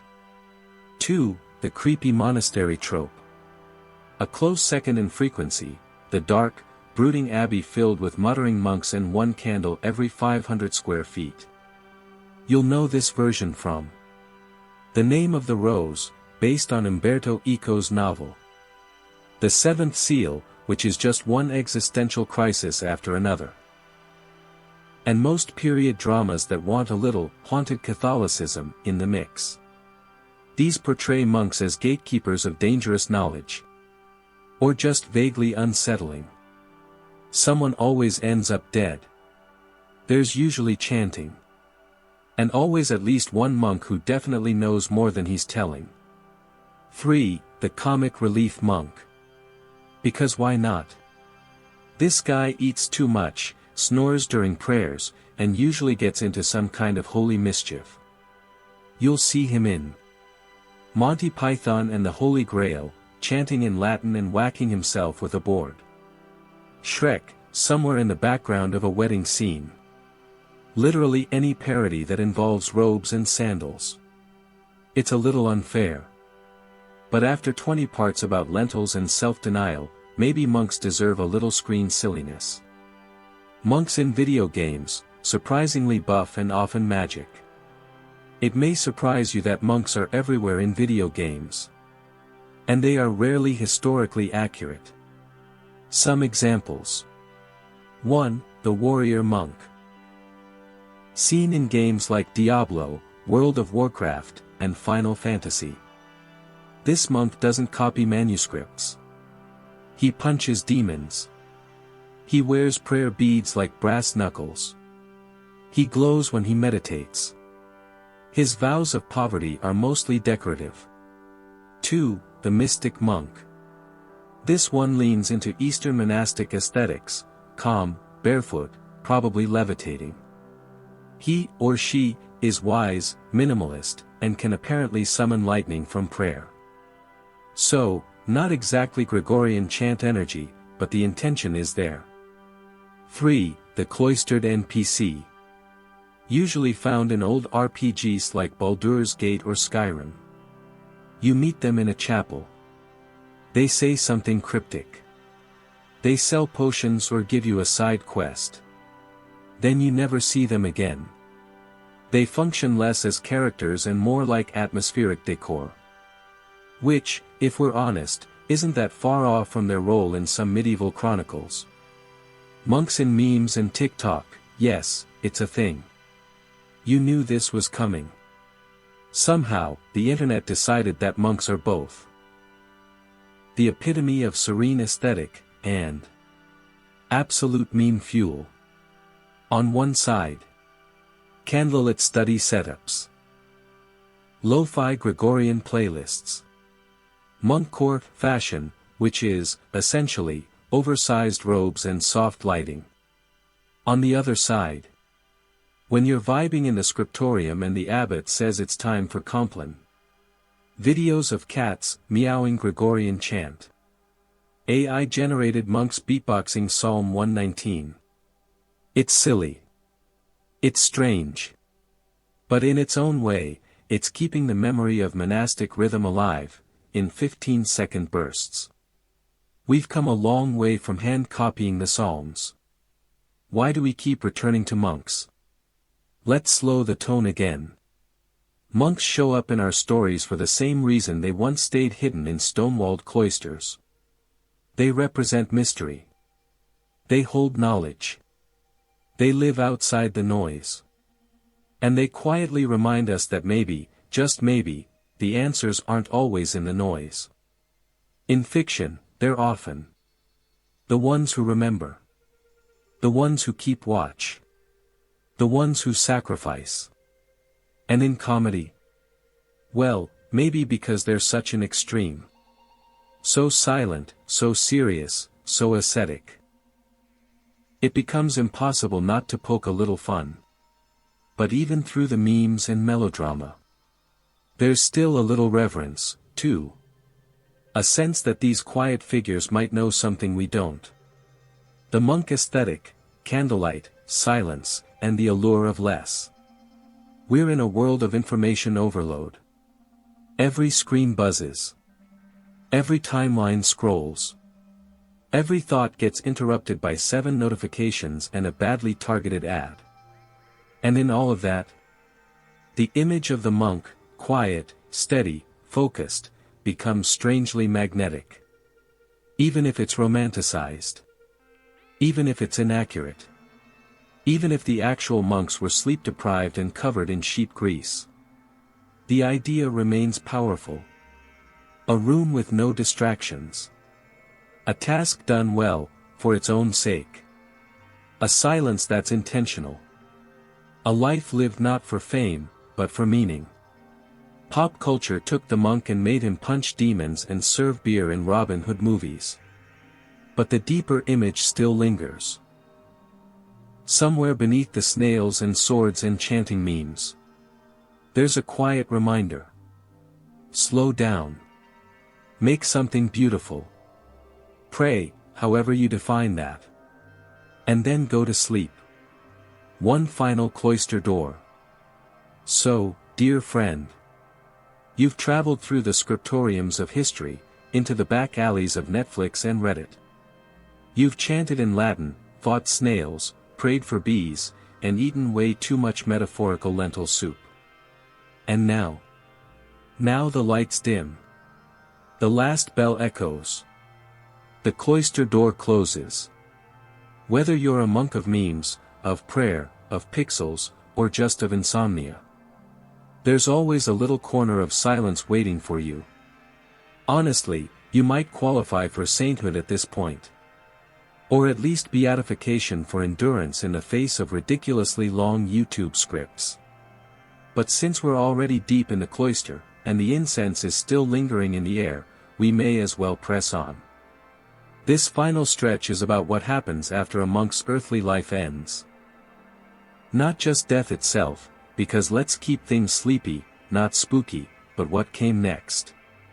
How monks became saints, how their bodies became relics, and how some monasteries turned holiness into something that looked suspiciously like a marketing campaign.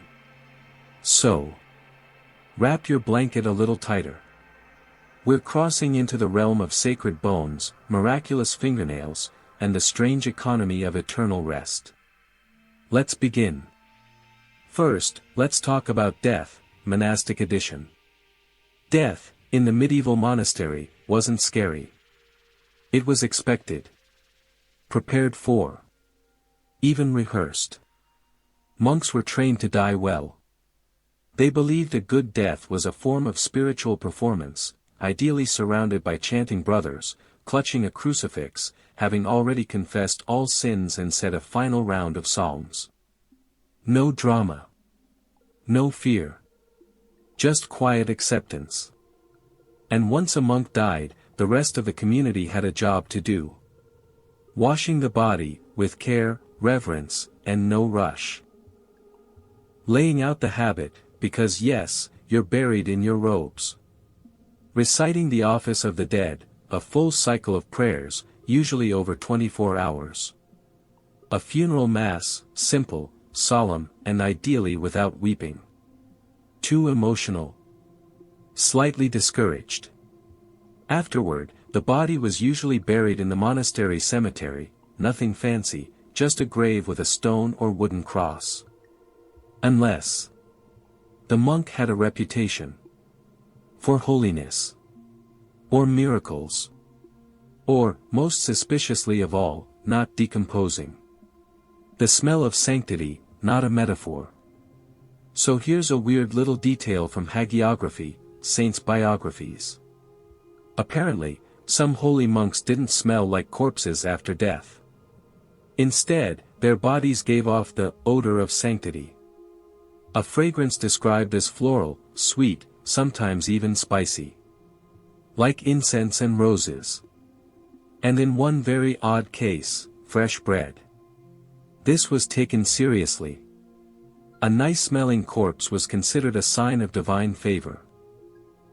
Of course, we now know that decomposition depends on temperature, humidity, burial practices, and maybe how many preservatives were in the monastic diet. But medieval monks didn't care about science. They sniffed. They prayed. And they started calling for canonization. Becoming a saint, how to get promoted after death. Not every monk became a saint. But quite a few tried. The process in the early medieval period was informal. You just needed a reputation for holiness. A few miracles, preferably after death. A growing number of people visiting your tomb. A local bishop who was willing to go along with it. Over time, the church centralized the process. By the 12th century, only the Pope could officially canonize someone. But that didn't stop monasteries from quietly promoting their own. Some signs a monk might be saint material. He never complained about cold beans. He levitated during Mass, allegedly. He cured someone's gout with a single prayer. He glowed a little bit, especially on feast days. His tomb started leaking healing oil, again, allegedly. And once someone was declared a saint. The monastery had something better than a library. They had a shrine. Relics, the holy body economy. Relics were big business. Literally. A relic could be a bone, called a first-class relic. An item they touched, second class. Or, in one questionable case, a piece of their monastic toenail. We don't need to talk about that one. Monasteries with relics became pilgrimage destinations. And pilgrims brought money. Offerings. Crowds.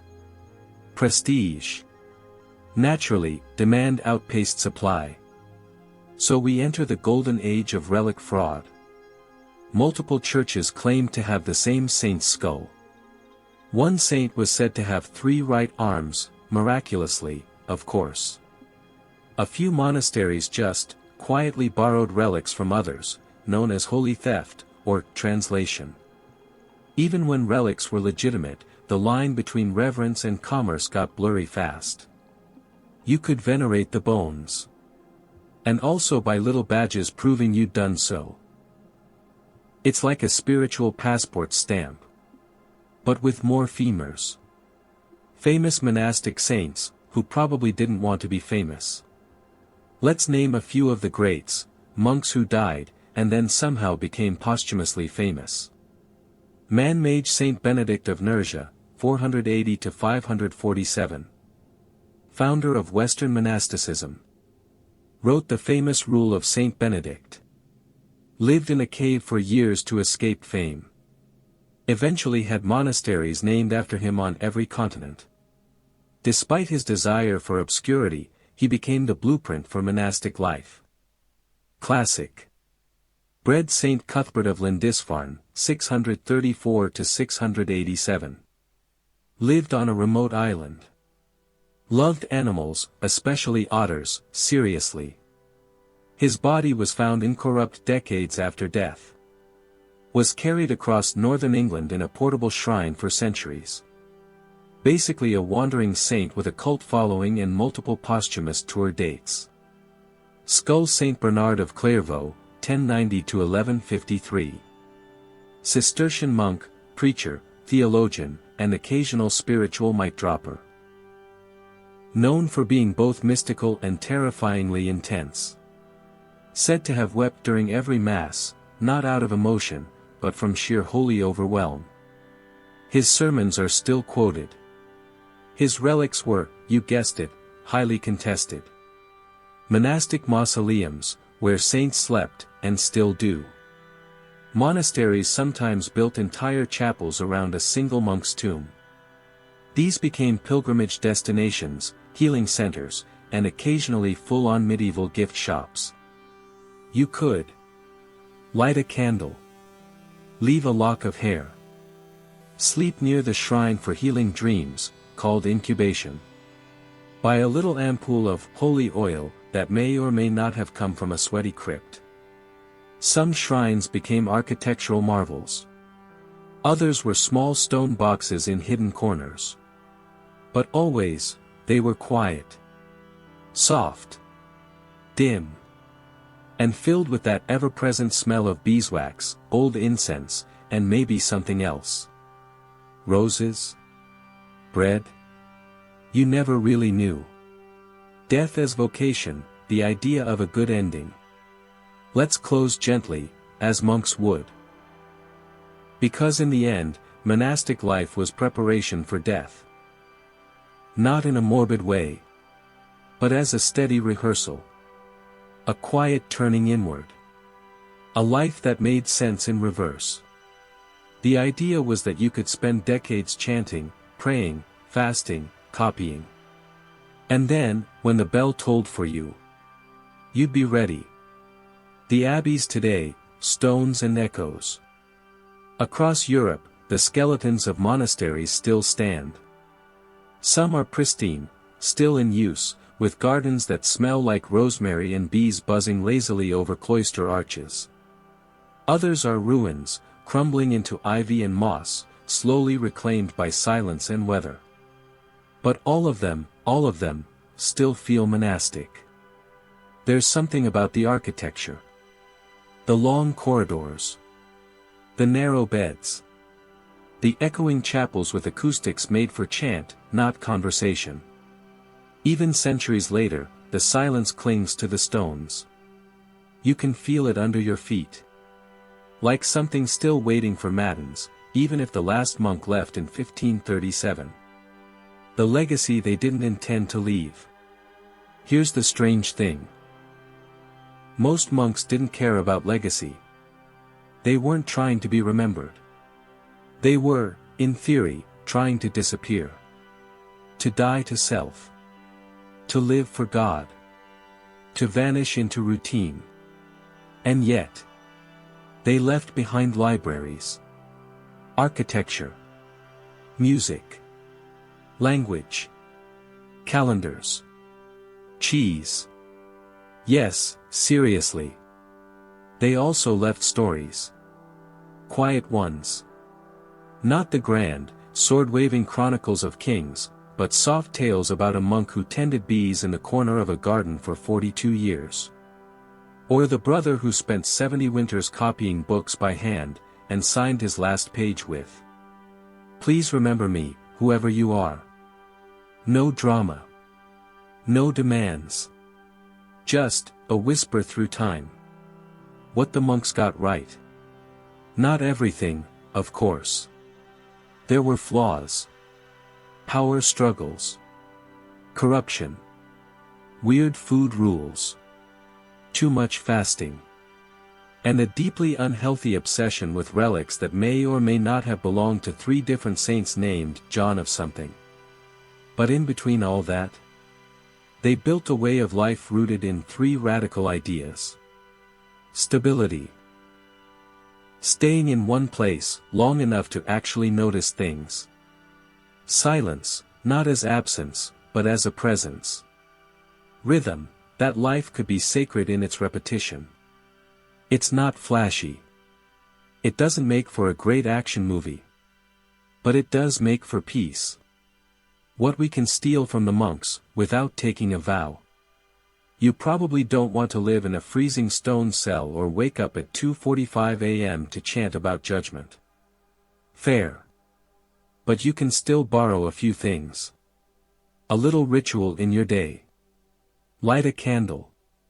Make the same tea at the same time. Whisper a quote. It counts. A bit of intentional silence, 5 minutes. No phone. Just, quiet. A place to write something down, even if no one ever reads it. A mindset of enough. Not asceticism. Just not always moreism. And maybe, once in a while, stop multitasking and do one thing very slowly and very well. Like a monk illuminating a capital, for 3 days straight. Modern life is chaos. But monks remind us that another rhythm is possible. Not instead of life, just underneath it. Like a bass note in a song you didn't know had depth until you stopped to listen. The last bell. Monasteries ran on bells. The bell called you to prayer. To meals. To sleep. To confession. To death. In a way, this whole script, all 14 parts, has been a kind of long, slow bell. Calling you out of the noise. Into a smaller space. Into rhythm. Into stillness. Into remembering. Not as a sermon. Not as nostalgia. Just, a soft invitation. To close the book. And rest. A monk's prayer for the modern sleeper. So here's a final gift, drawn from a composite of centuries-old monastic night prayers. Updated, gently, for you. Yes, you, who may or may not have drifted off 2 parts ago. Stay with us now, for evening is here. The light fades, and the day grows still. Let what is done remain done. Let what is broken wait until morning. May your rest be soft. Your dreams be quiet. And your breath a steady chant of grace. May your thoughts untangle. May your worries dissolve. And may the hours pass unnoticed. Like monks walking silently past your door. Peace, peace, peace. Sleep. Tonight, we look at the animals of monastic life. The cats, the birds, the bees, the pigs, the miraculous cows, and that one heron who allegedly attended Mass. Monks didn't live alone. They lived surrounded by living creatures, some holy, some helpful, some chaotic.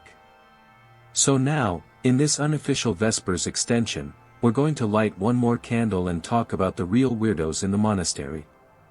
The animals. Because even in the most pious cloister, something still had to chase the mice. Monks and cats, the original roommates.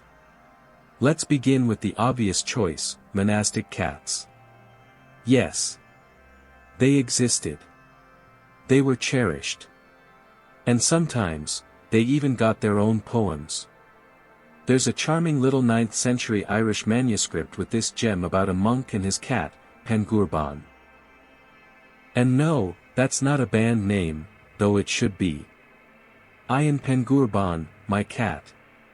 'Tis a like task we are at. Hunting mice is his delight. Hunting words I sit all night. It goes on, with the monk essentially saying, my cat hunts mice. I hunt meaning. We both like quiet. We respect the hustle. A beautiful cross-species co-working space, in the year 800.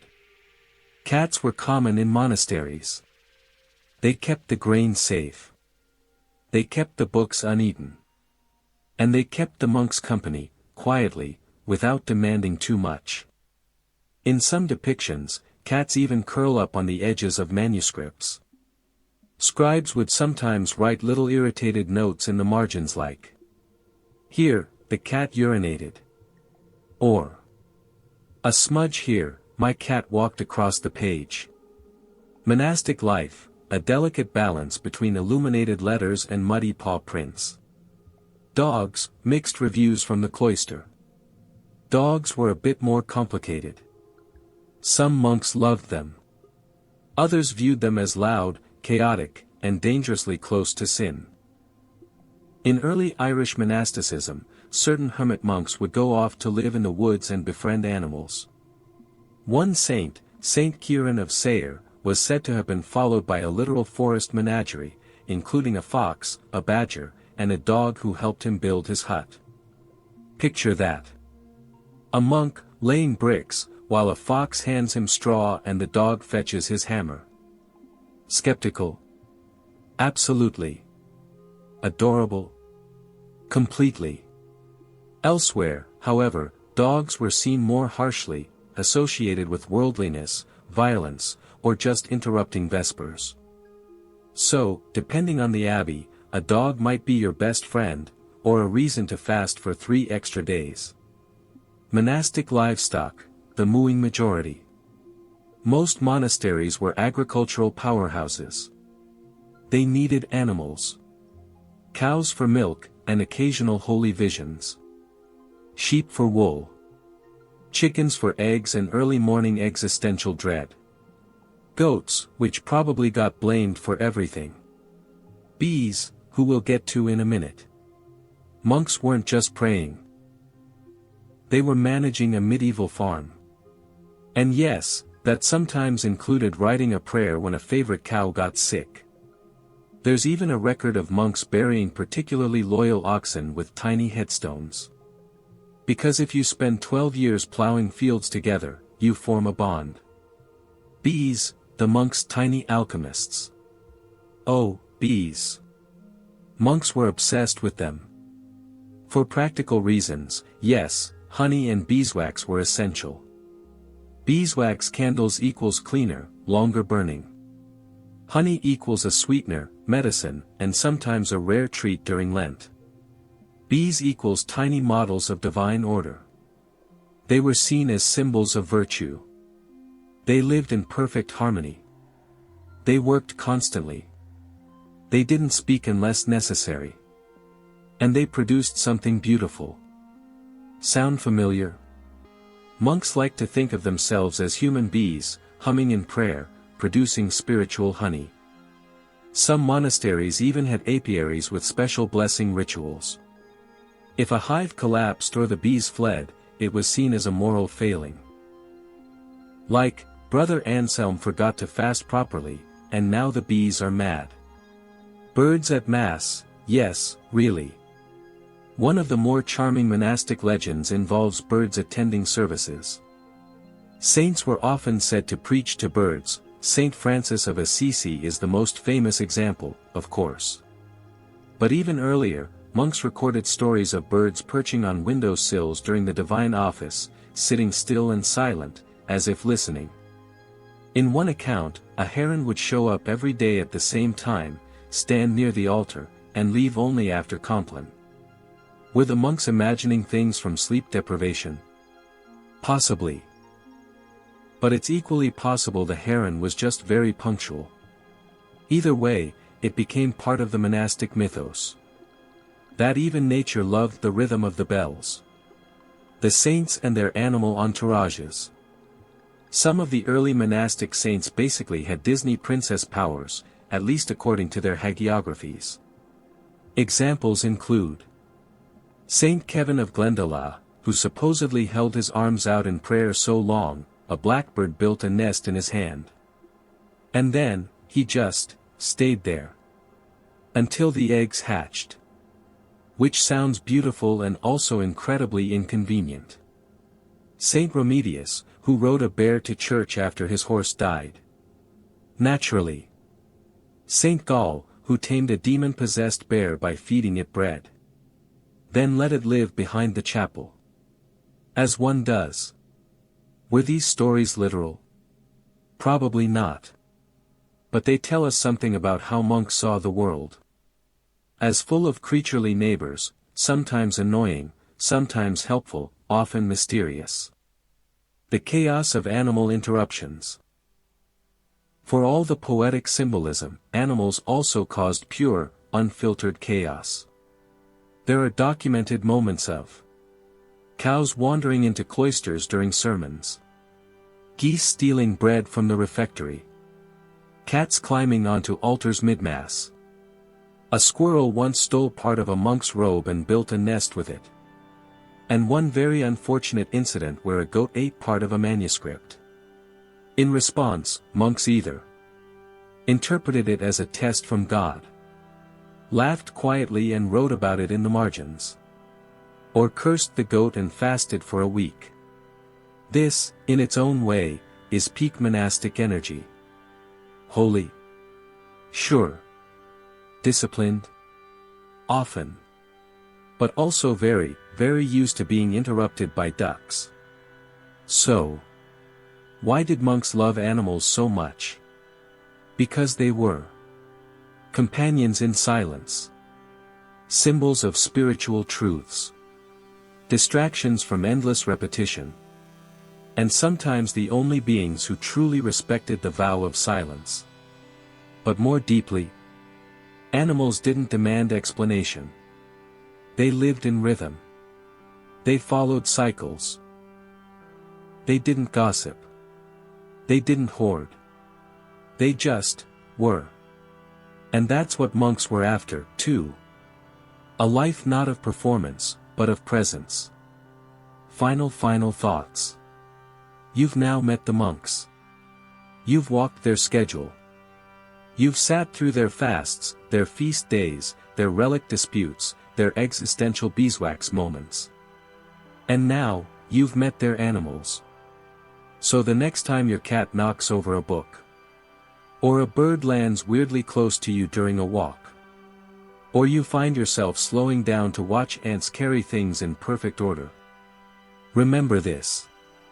Somewhere in a stone abbey, 800 years ago, a monk saw the same thing. And he paused. And he smiled.